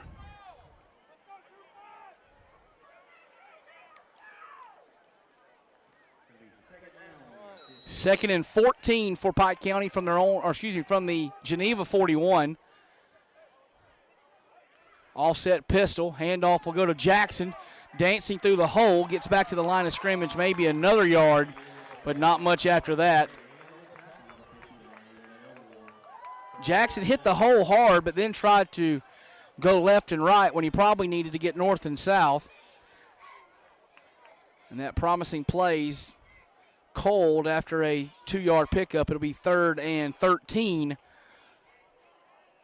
for Pike County. Actually, we'll officially call it 3rd and 12 from the 39. Pike County needs the 27, actually over the 27-yard line, basically the 26. So we'll call it 3rd and 13 technically. Utsi in the backfield, has his snap, looking left side to Davenport down the sideline, in and out of his hands as he was working the sideline. Don't think he would have brought that down inbounds anyway, but pass falls incomplete and will go to 4th down. This game has struggled to find any sort of flow with all the penalty plays in it. I think we're up to now 16 penalties in the ball game. I think the last count was 10 on Pike County and 6 on Geneva. And we still sit with just 9-7 the score.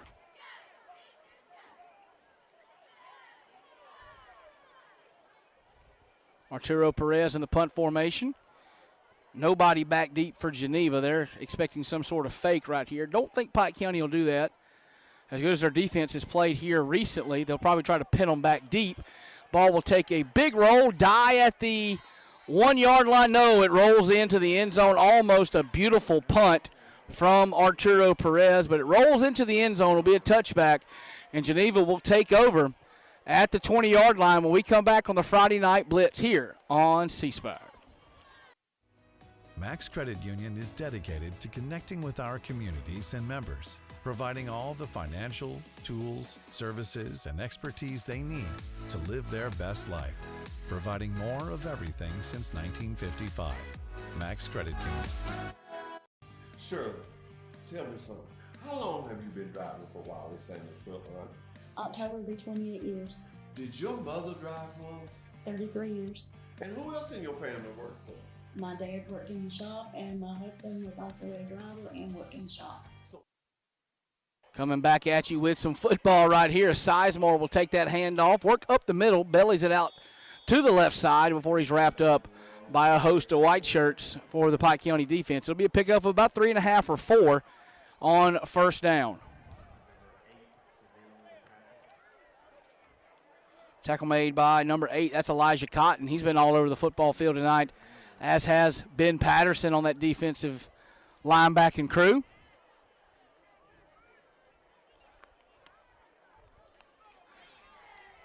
Sizemore is in the backfield playing the quarterback spot. He's flanked over to his left side by Chaston Moore.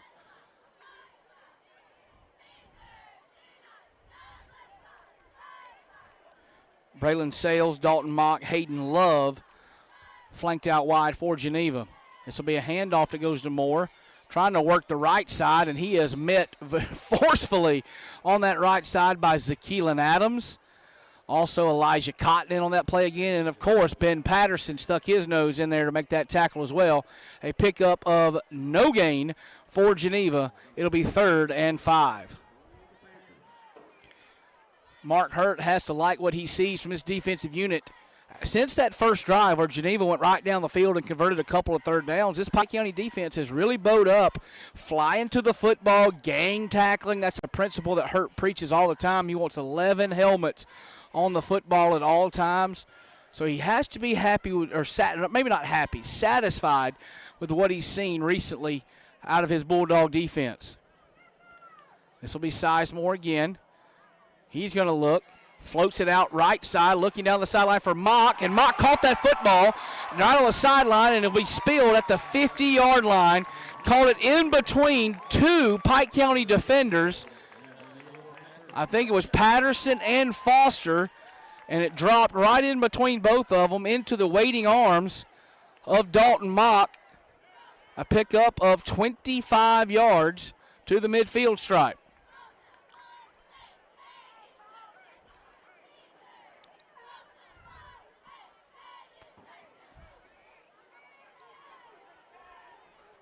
Sizemore checks his sideline for the play call. And we'll take it. We'll hand off underneath to Chasen Moore. And he's met immediately by Ja'Cory Green. Ja'Cory Green from his defensive end spot, defensive tackle. Saw that play developing, slipped inside of the offensive lineman and wrapped up Chasen Moore before he could ever get any type of momentum going. A pickup of 1. Good play by big number 74, Ja'Cory Green. Both of these teams have really slowed down the pace of this ball game.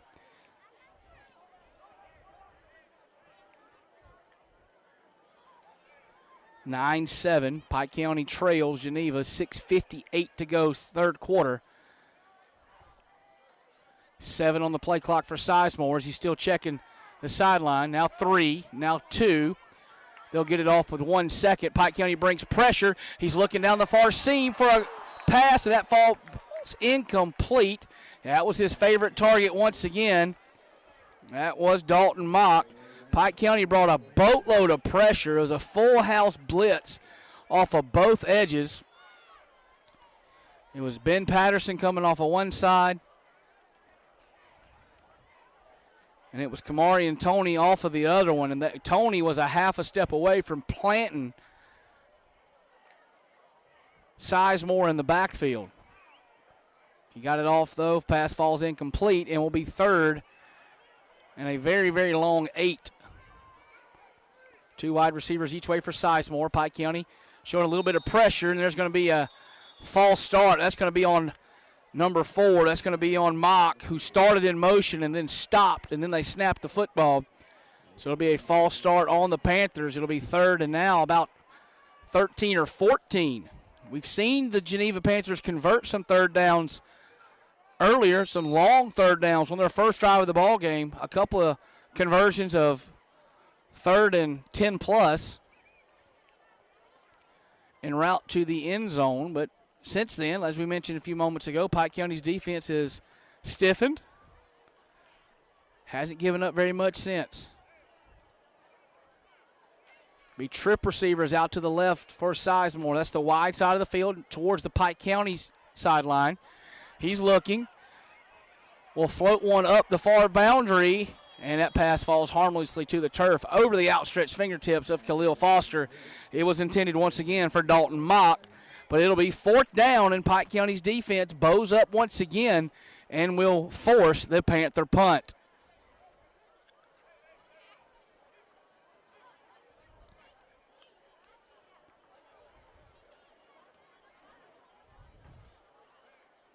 Before we get started on this 4th down play, reminder, tomorrow night from Veterans Memorial Stadium, Neal and Wiley will have Charles Henderson in Greenville on these same media outlets here on CS2. Also, Mike Hensley will be down in Jack for Zion Chapel and Goshen.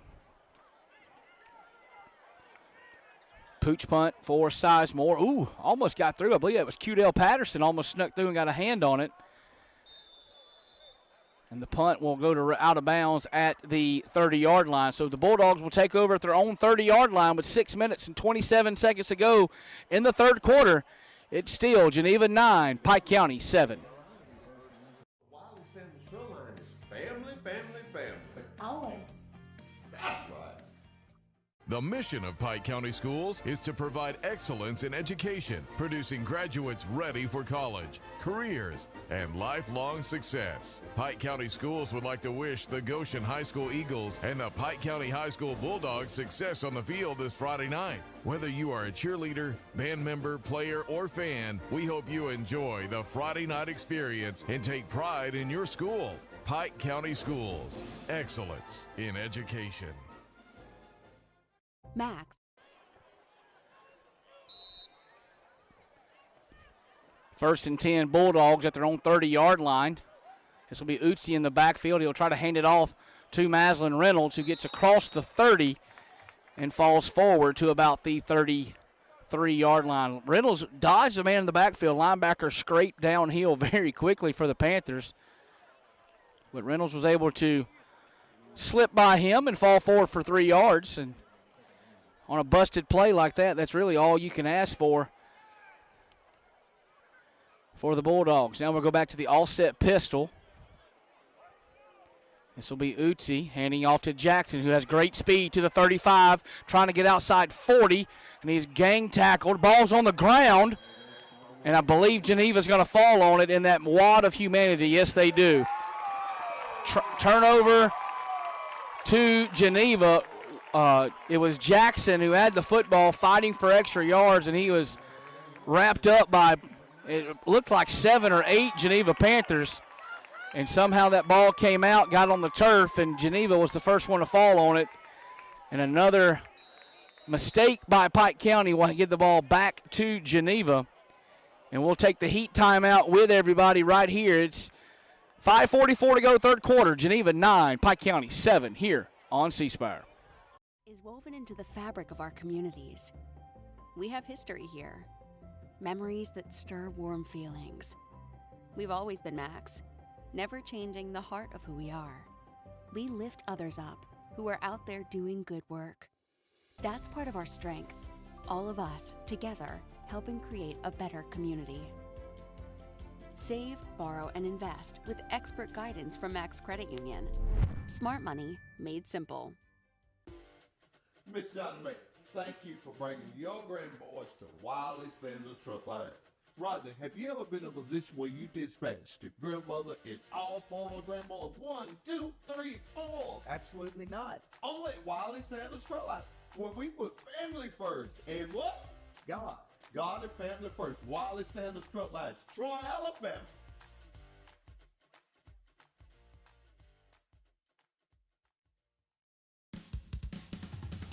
It's not about the awards we're getting for being the best. It's about the reward we feel for giving our best, for doing what's best for those who need us, for creating a home for those who... Welcome back to Hugh Owen Stadium here in Geneva. We got a defensive slugfest going on here between Pike County and Geneva. Bulldogs trail Geneva 9-7. This will be Sizemore running right side before he's met by Elijah Cotton for the Bulldogs. Pickup of about 2 or 3.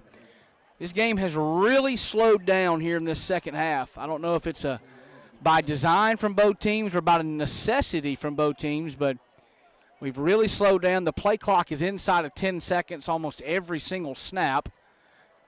Even when Geneva gets to the line of scrimmage like they do now with 20 on the play clock, you'll probably see Sizemore pop out and check the sidelines. And there he goes right there, checking with his offensive coordinator as the play clock gets to 10. And now down to 5, and the play's still getting in. Sizemore will turn around now, play clock at 2. They get the snap off with 1 to Chasten Moore working left side inside the 40 before he has his legs cut out from under him. I believe that was Patterson on that play. It was, yeah, Ben Patterson, number 3, getting up off the bottom of that pile.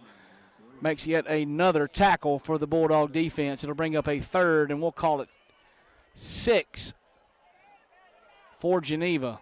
Ball spotted right at the 38, and they need the 33, so that should be 3rd and 5. That's a long 5 over there on that sideline, but that's what the math equates to. Clock is at 4 minutes, 15 seconds, and ticking.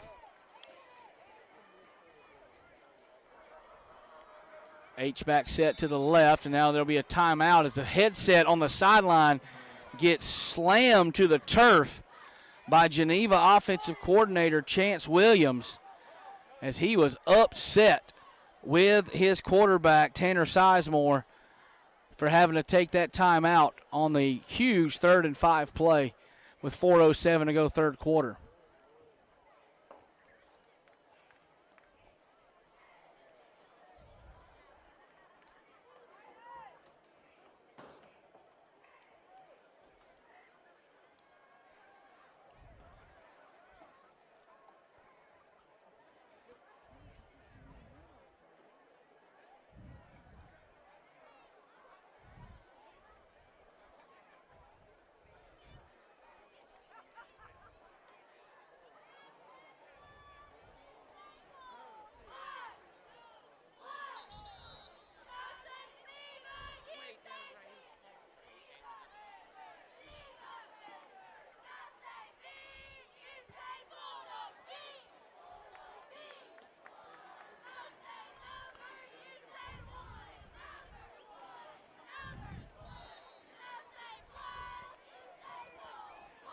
Really big third down play here coming out of the timeout for Geneva. Sizemore and Chasen Moore in the backfield. This will be Sizemore looking for Mock across the middle of the field. Beautifully knocked away at the last moment. I believe that was Trey Davenport that got in there and stuck his hand out and knocked it away. Can't tell if that was 17 or 11.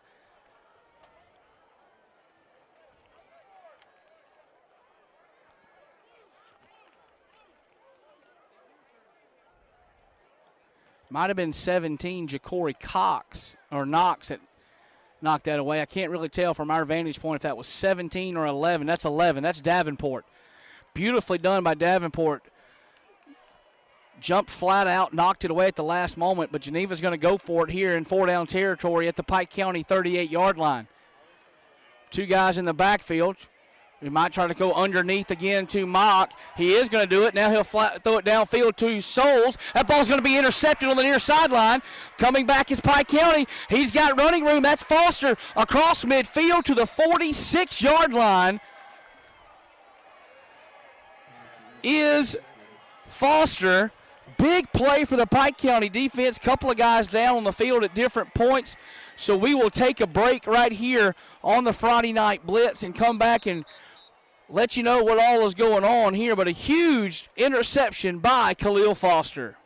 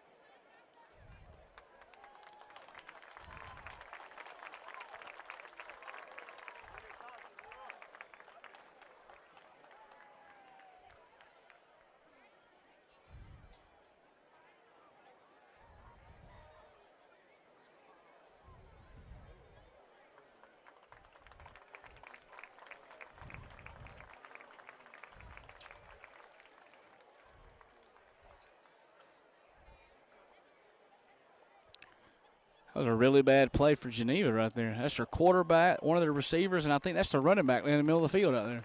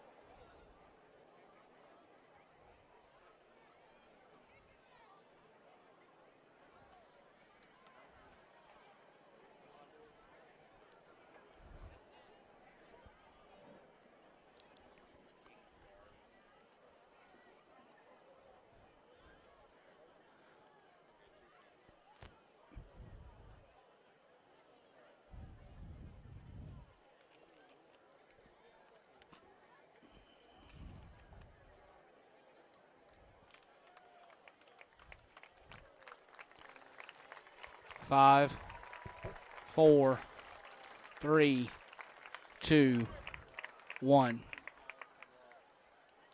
Welcome back to Hugh Owen Stadium here in Geneva. Huge interception for Khalil Foster.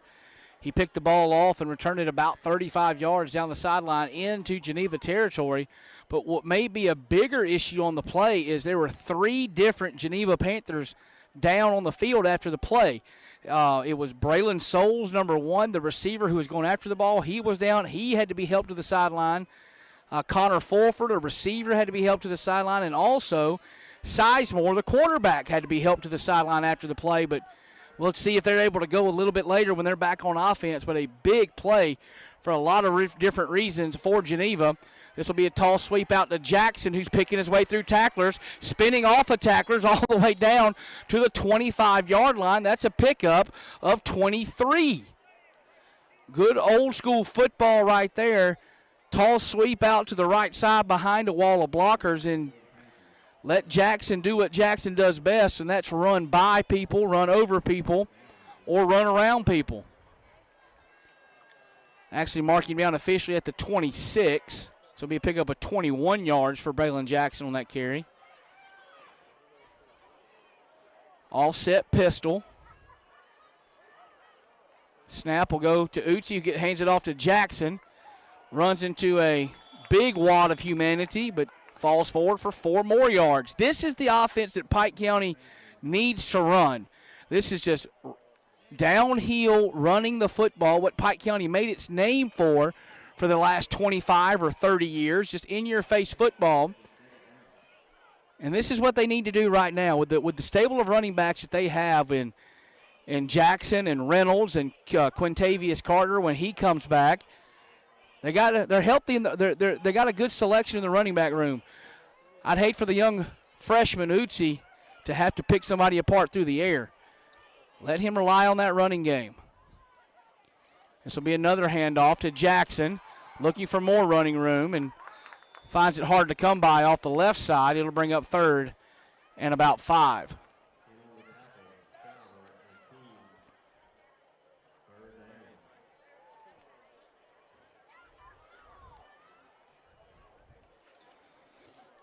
Giving Jackson and Reynolds a lot of praise, as rightfully so. Also need to give a tip of the hat to that offensive front for Pike County. Ja'Cory Green, Kamari Brown, Jamarcus Franklin up there as well, but they're not going to get anywhere on this 3rd down play as Geneva sold out to stop the run, and they'll wrap up Jackson at the line of scrimmage for no gain. It'll be 4th and about 6 from the 23 for the Dogs.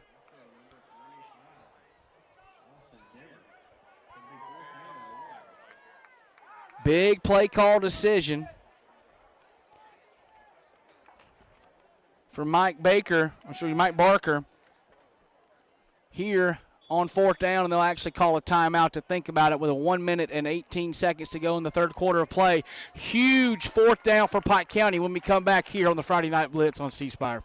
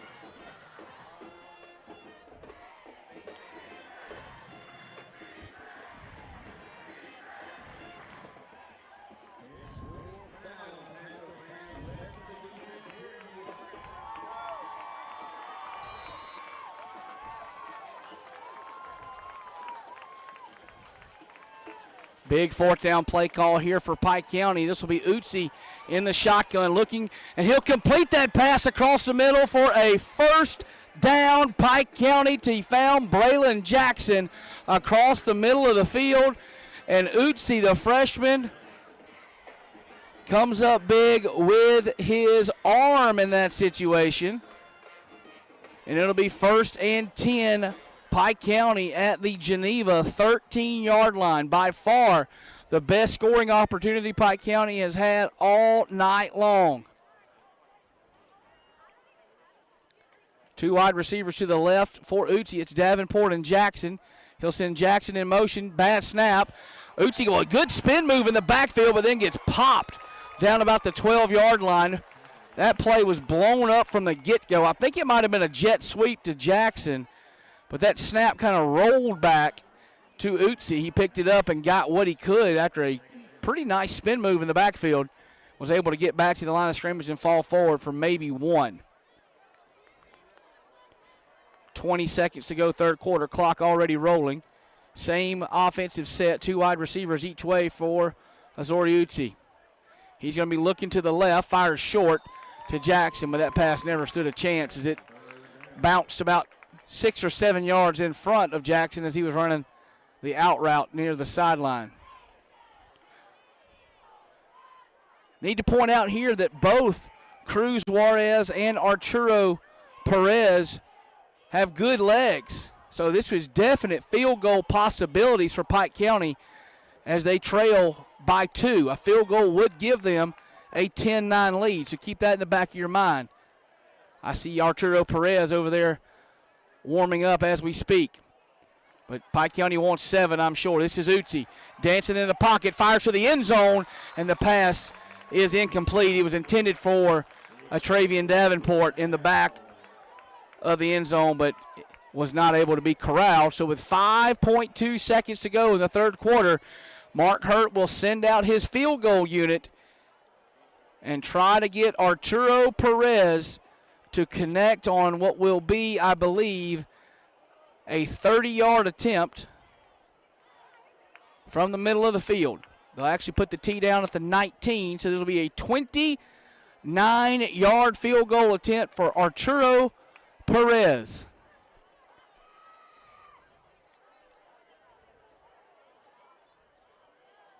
Spot, laces spun around, and Perez hit the top of that football. It's partially blocked. Geneva will pick it up and bring it back the opposite way, and are ran out of bounds on the near sideline as the clock rolls to 0. Field goal was blocked. Don't know if it would have been good anyway on the low trajectory, but the ball is blocked, and Geneva will maintain a 9-7 lead as we go to the fourth quarter of play here at Hugh Owen Stadium in Geneva. It's Panthers 9, Bulldogs 7.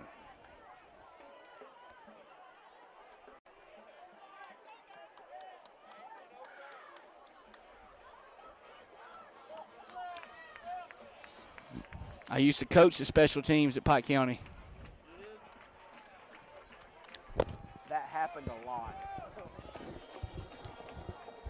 I coached most of these kids. I was at Pike County 2 years ago.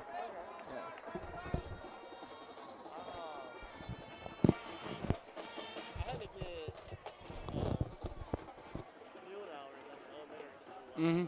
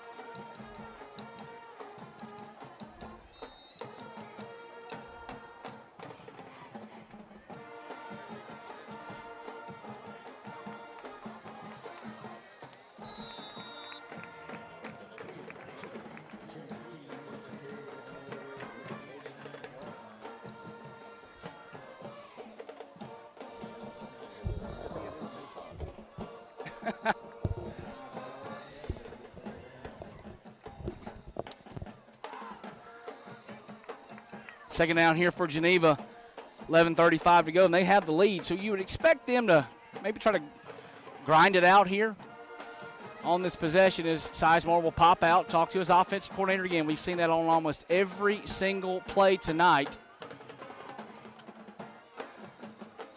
This will be Sizemore keeping it on the left side. He's swallowed up by the right side of that Pike County defensive front.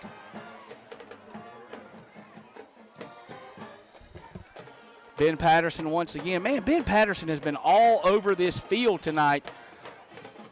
Left, right, Backfield.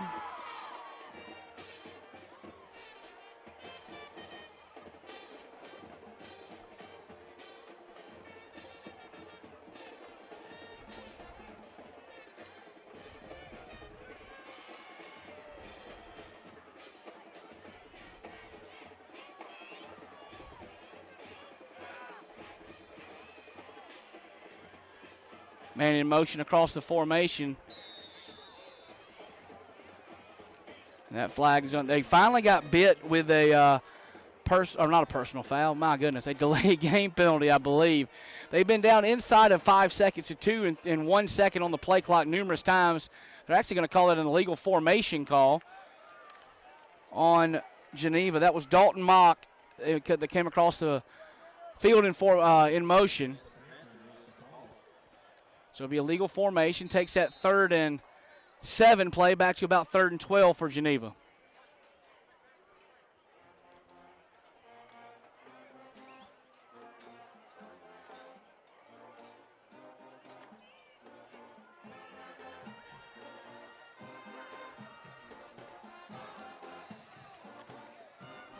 H-back set for Sizemore.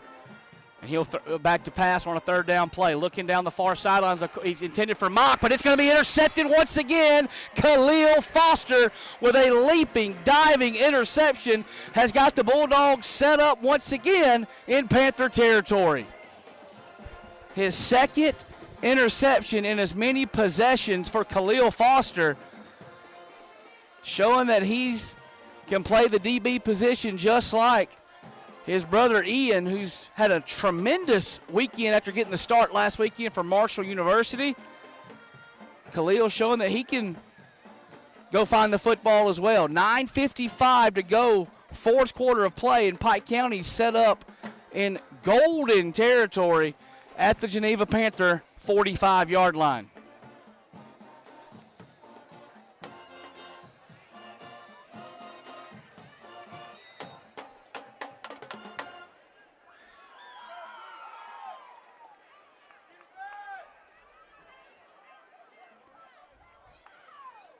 All set pistol for Utsi. This will be a handoff to Jackson. Steps through 1 tackle but can't get through the 2nd or 3rd man. And it'll be a pickup of 2 or 3 yards off the right side. It's just a simple downhill, I guess you'd call it ISO play off the right side out of that offset pistol or power pistol or whatever you want to call it formation, where Jackson is the deep man running behind. I believe that's Jamaris Campbell, the fullback / blocking player, number 18. Be the same set with 2 wide receivers out to the left, Davenport and this will be Utsi rolling to his left. Will set up, find a man across the middle of the field. He's to the 30. He's got running room 25-20, 15 to the 10 to the 5, and is knocked out of bounds at the 2-yard line. A huge pitch and catch to Kamarian Tony has set Pike County up deep inside Geneva Panther territory, inside the 1-yard line. A lot of moxie shown right there from the young freshman, Azori Utsi. He rolled to his left, couldn't find his target that he was looking for. He was looking for Davenport on an out route. He settled in the pocket, writ through his progression, and found Tony running back across the field the opposite direction. Easy pitch and catch. Tony turned on the Jets and was about 18 inches from finding his way into the end zone. And now Pike County will get in the I formation with Jackson dotting the I. Oh no, fumble on the play. The snap was fumbled. Utsi picked it up, tried to stick it over the end zone and he did. He got in. Touchdown, Pike County. We were trying to figure out what was going on. Utsi picked up the snap that was off the ground and leaped into the air, stuck the football out. It was knocked loose, but the referee said he broke the plane of the goal before the ball came out, so that's a touchdown for the Pike County Bulldogs. So now it's Perez on to attempt the extra point to push the Bulldog lead to 5. Snap, spot kick is up, and the kick is good. And with 8:52 to go in the fourth quarter of play here at Hugh Owen Stadium in Geneva, it's now Pike County 14, Geneva 9. Come on back for the rest of the ball game here on the Friday Night Blitz on C-Spire.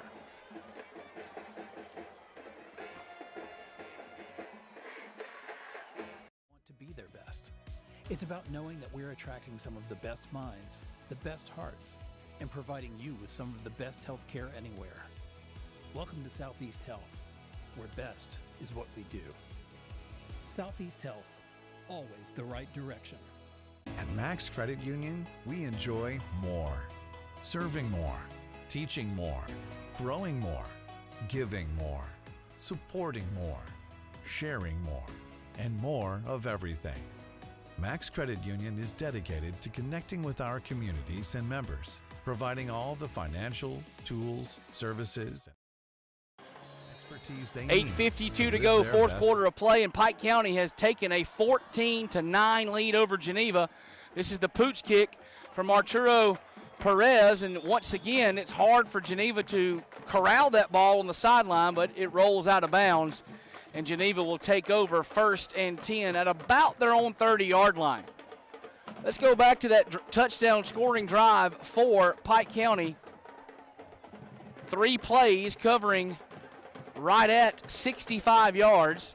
The huge play on that drive, of course, was the 62-yard pitch and catch from Utsi to Tony that set him up inside the 1, and then Utsi called his own number on the botch snap and got it in the end zone. Perez added the extra point. It was 14-9 Pike County. That was set up, of course, by the Khalil Foster interception just a moment ago. Heavy set formation to the right for Geneva. This will be J.J. King looking for running room on the left side. Doesn't find any as he is met once again by Ben Patterson and the rest of that Pike County defense. That's 58. That's Big Q-Dale Johnson in there making some plays as well.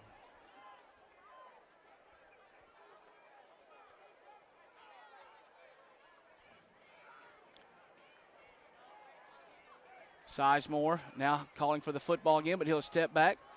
Call that, I believe they say, what jackrabbiting out of the backfield to take a look at his offensive coordinator. Has the play call now with 8 minutes and ticking here in the fourth quarter. This will be Sizemore. Rolls to his left, looking downfield, floats one out to Dalton Mock at the 38-yard line, and Mock is spilled out of bounds by Antonio Patterson on the sideline.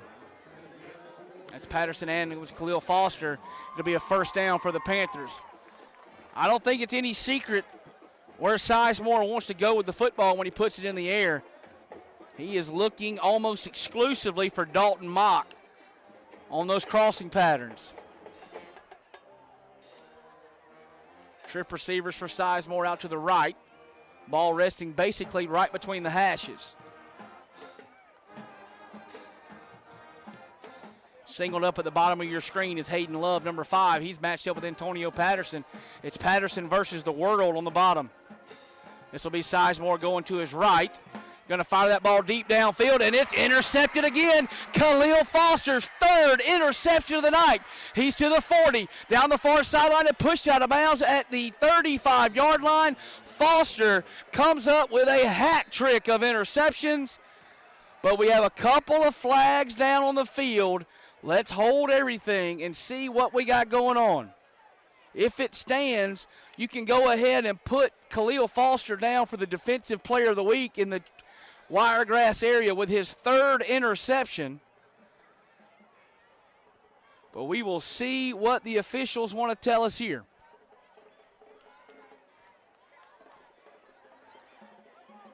Nobody's really showing any indication.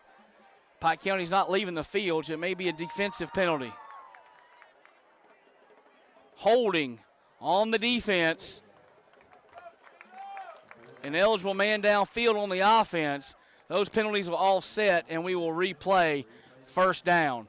Oh, another terrible break for Pike County. That's a couple of touchdowns called back. Now an interception overturned on a penalty play.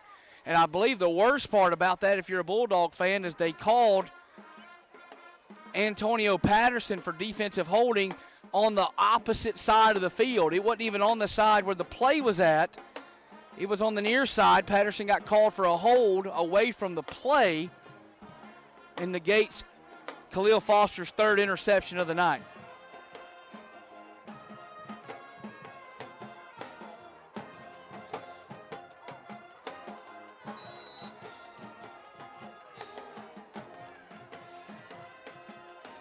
Mock goes in motion across the formation to make trip receivers to the right for Sizemore.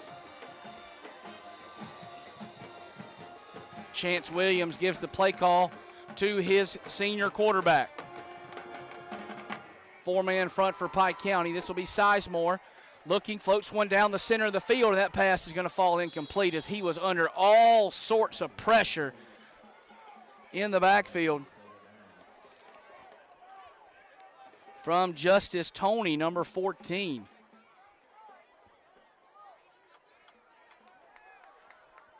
It was Tony, the stand-up outside linebacker, the jack in Mark Hurt's 3-4 defense. It was up on the line of scrimmage. He stepped inside of the left tackle's block and was right in the quarterback's face as he let go of that football, and it fell harmlessly to the grass. The same set for Geneva this time. 7 minutes, 40 seconds to go. 8 seconds on the play clock. Sizemore with the clap. This will be Sizemore running to the right-hand side, and he's chased down from behind. Ben Patterson wrapped him up before he got back to the line of scrimmage, and it'll quickly roll on over, I believe, to fourth down for the Panthers.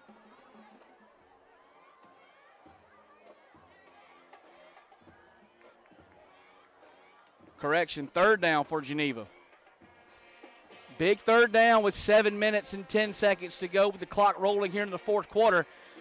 Geneva trails Pike County 14-9. Geneva still in the huddle with 8 seconds on the play clock, and they're going to have to take a timeout. Yeah, Chance Williams comes running down the sideline, and they will get a timeout taken with 6:52 to go in the fourth quarter of play. Huge third down when we come back here on the Friday Night Blitz. Dogs lead Geneva 14-9. Providing more of everything since 1955. Max Credit Union. Shirley, tell me something. How long have you been driving for Wireless Sanders Front Line? October will be 28 years. Did your mother drive once? 33 years. And who else in your family worked for? My dad worked in the shop, and my husband was also a driver and worked in the shop. So Wireless Sanders Front Line is family, family, family. Always. That's right. The mission of Pike County Schools is to provide excellence in education, producing graduates ready for college, careers, and lifelong success. Pike County Schools would like to wish the Goshen High School Eagles and the Pike County High School Bulldogs success on the field this Friday night. Whether you are a cheerleader, band member, player, or fan, we hope you enjoy the Friday night experience and take pride in your school. Pike County Schools, excellence in education. Max is woven into the fabric of our communities. We have history here. Welcome back to Hugh Owen Stadium here in Geneva, where the Panthers face a ginormous third down play. 3rd and 10 from their own 40-yard line. And now it'll be Mark Hurt on the far sideline that wants a timeout, but flag is down. I don't know if that was fell out of the referee's pocket. Yeah, the referee will stand up and pick it back up, put it in his pocket. So it'll be a Pike County timeout. Maybe a little gamesmanship from the two coaches right there. We know that Chance Williams, on the Geneva offensive coordinator, wanted a timeout because he didn't like his guys still in the huddle with 9 seconds on the play clock.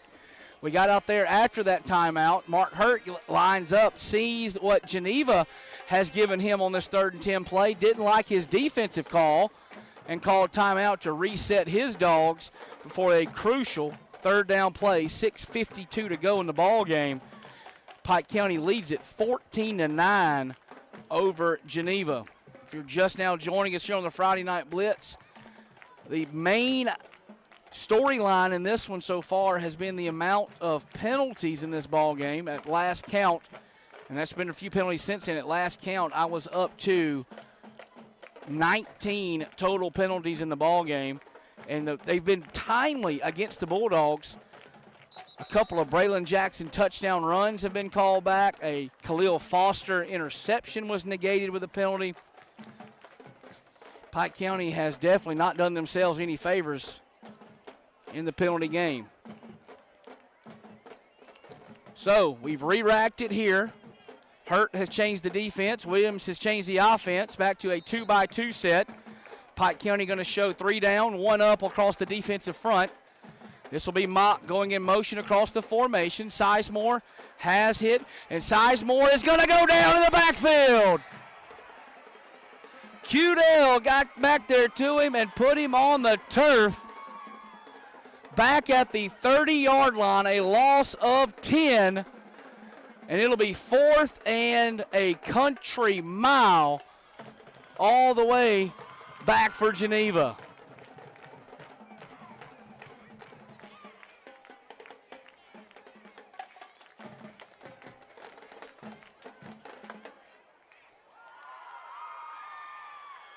Trip receiver set for Geneva here on the, now they'll shift it back to 2-by-2. This will probably, I'm sure, will be their pooch punt set. And there it is as Sizemore will take a step back. Bad snap, but he gets it off. Ball will hit at the 50, take a Geneva roll all the way down to the Pike County 31 or 32-yard line.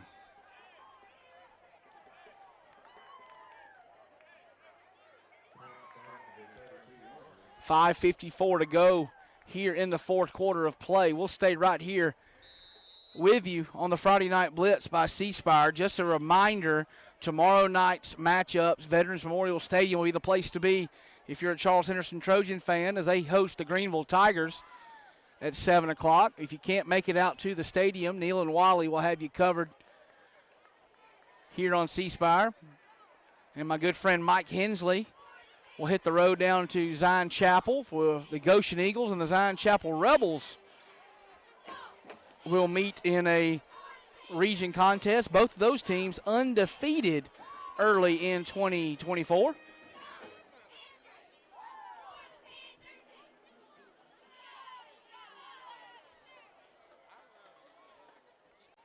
.554 to go, fourth quarter play right here for Pike County. You got to think they're going to try to keep the ball on the ground with that rushing attack of Pittman and Reynolds and Jackson. And even Utsi uses his legs when he needs to get out of trouble. But if I was Pike County, I'd dial up a steady dose of Braylon Jackson and see what happens.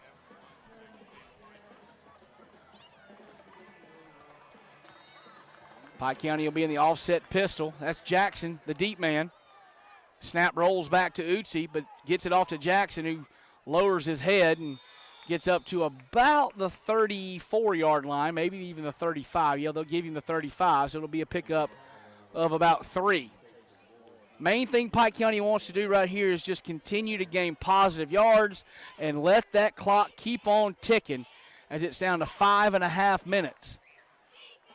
Play clock's just now at 20 seconds, so it'll be down around the 5-minute mark before this ball is snapped, I'm positive.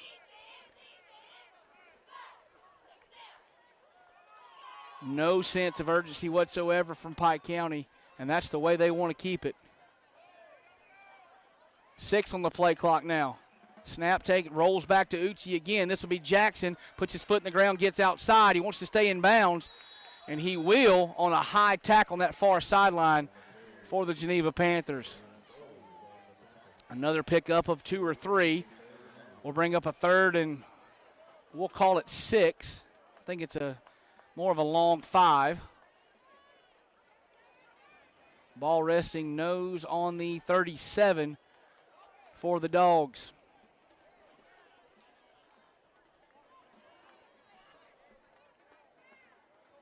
Pike County needs to get across the 42-yard line. 3rd and 6 here for Pike County. Play clock down to 7. Couple of bad snaps in a row. This one's a lot better. It'll be inside handoff, I believe, to Reynolds. and he is not able to pick up the first down play. He gets up to the 40, but he'll be about 3.5 yards short of the first down.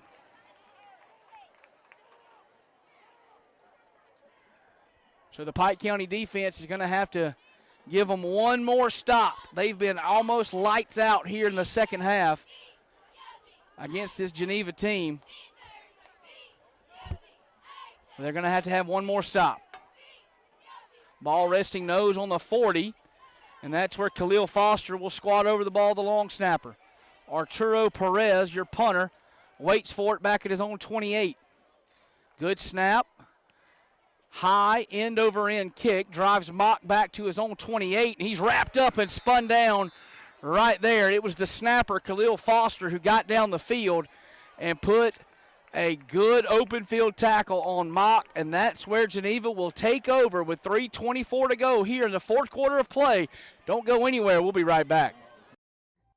Memories that stir warm feelings. We've always been Max, never changing the heart of who we are. We lift others up who are out there doing good work. That's part of our strength. All of us, together, helping create a better community. Flip right here for the offense. Geneva wanted to get on the field rather quickly, and they will in a 2-by-2 set with Sizemore, the senior quarterback for the Panthers. You know he's going to be looking for his favorite target, number 4, Dalton Moore. He'll actually find a new target this time on a swing pass out to the near sideline. That's number 6. That's Hunter Thompson. Actually listed as a backup quarterback is Thompson. He'll catch that pass for a gain of 2, and he'll check out, and Dalton Mock will be back in the ball game.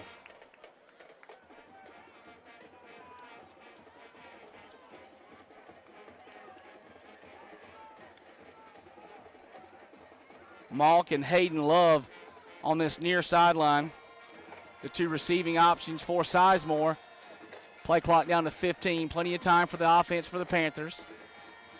Botched the snap in and out of the hands of Sizemore. He'll pick it up, roll back to his right. He is met by a host of dogs led by Ja'Cory Green. Also over there is Kamari and Tony. And now Geneva finds themselves behind the sticks in a third down situation. It'll be third, and we'll call it 16 for the Panthers as the clock will roll inside of 2 minutes as we play here in the fourth quarter. J.J. King in the sidecar to the right of Sizemore. This will be Sizemore looking down the near sideline. He's got a man, and it is caught all the way down to the 40-yard line. Hayden Love reels that ball in as Patterson had good coverage on Hayden Love, but the ball found the right shoulder and then the hands of Hayden Love, and Geneva on a prayer down the near sideline is now 1st and 10 in Pike County territory at the 40-yard line. Sizemore just threw that ball up hoping for something good would happen, and it did.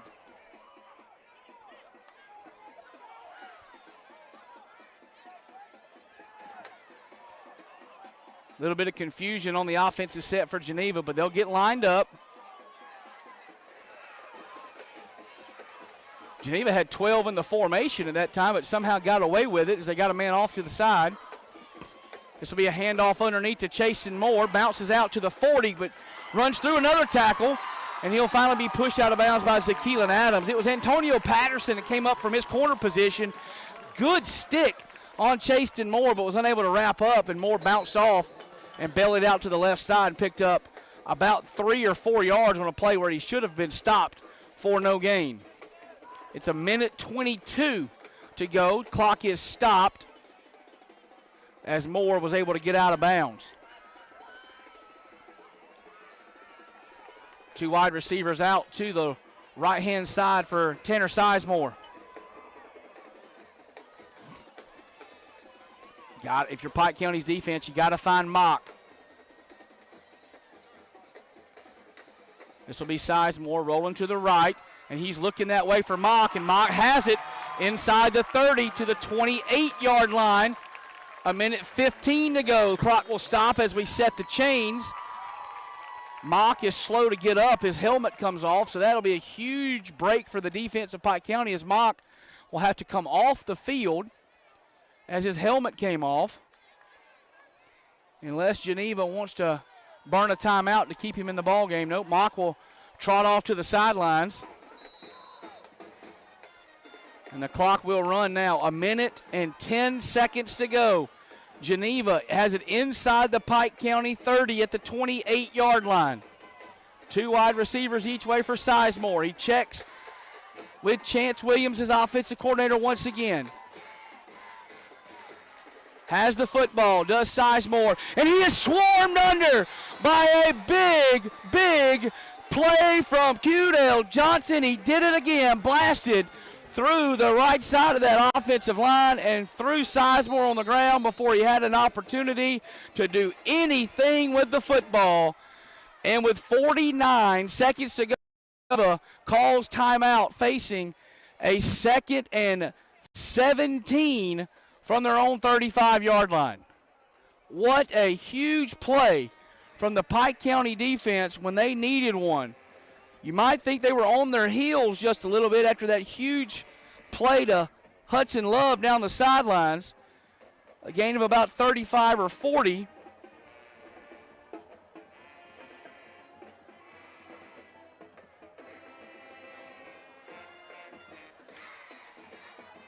But now Pike County may be in the driver's seat. 49 seconds to go exactly.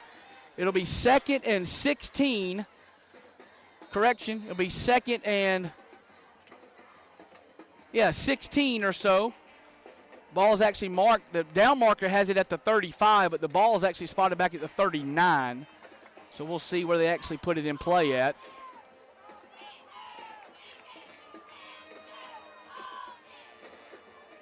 So yeah, it'll be 2nd. Be 2nd and about 20 as the ball is marked back at the 39-yard line of Pike County. 2 wide receivers in the true spread formation for Sizemore. He's got J.J. King in the backfield with him. Sizemore going to look down the far sideline. He's got Mock to the 15, to the 10. Mock breaks free. Touchdown, Geneva.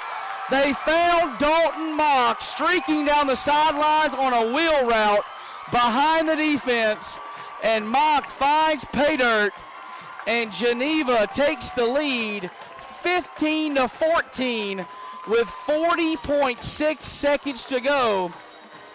And the home side erupts in celebration while the far sideline and the stands of the purple-cladded visitors from Brundage falls silent as Sizemore found his favorite target, Dalton Mock, running behind the defense. He caught it in stride. I thought they were going to be able to wrestle him down about the 15-yard line or so, but Mock stepped through the tackle and found his way to the end zone.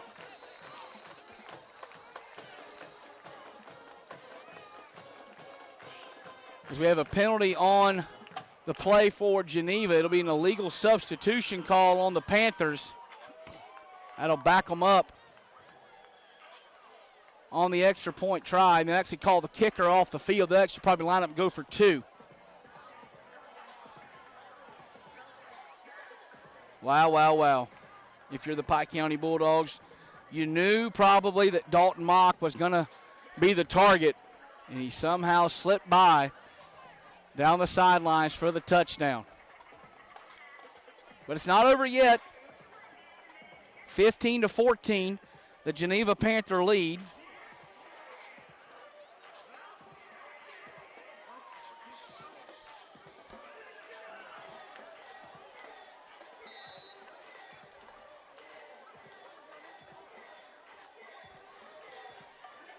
.40 seconds to go in this one when we get back underway. This will be an untimed down on these. This will be a 2-point play after the penalty on Geneva.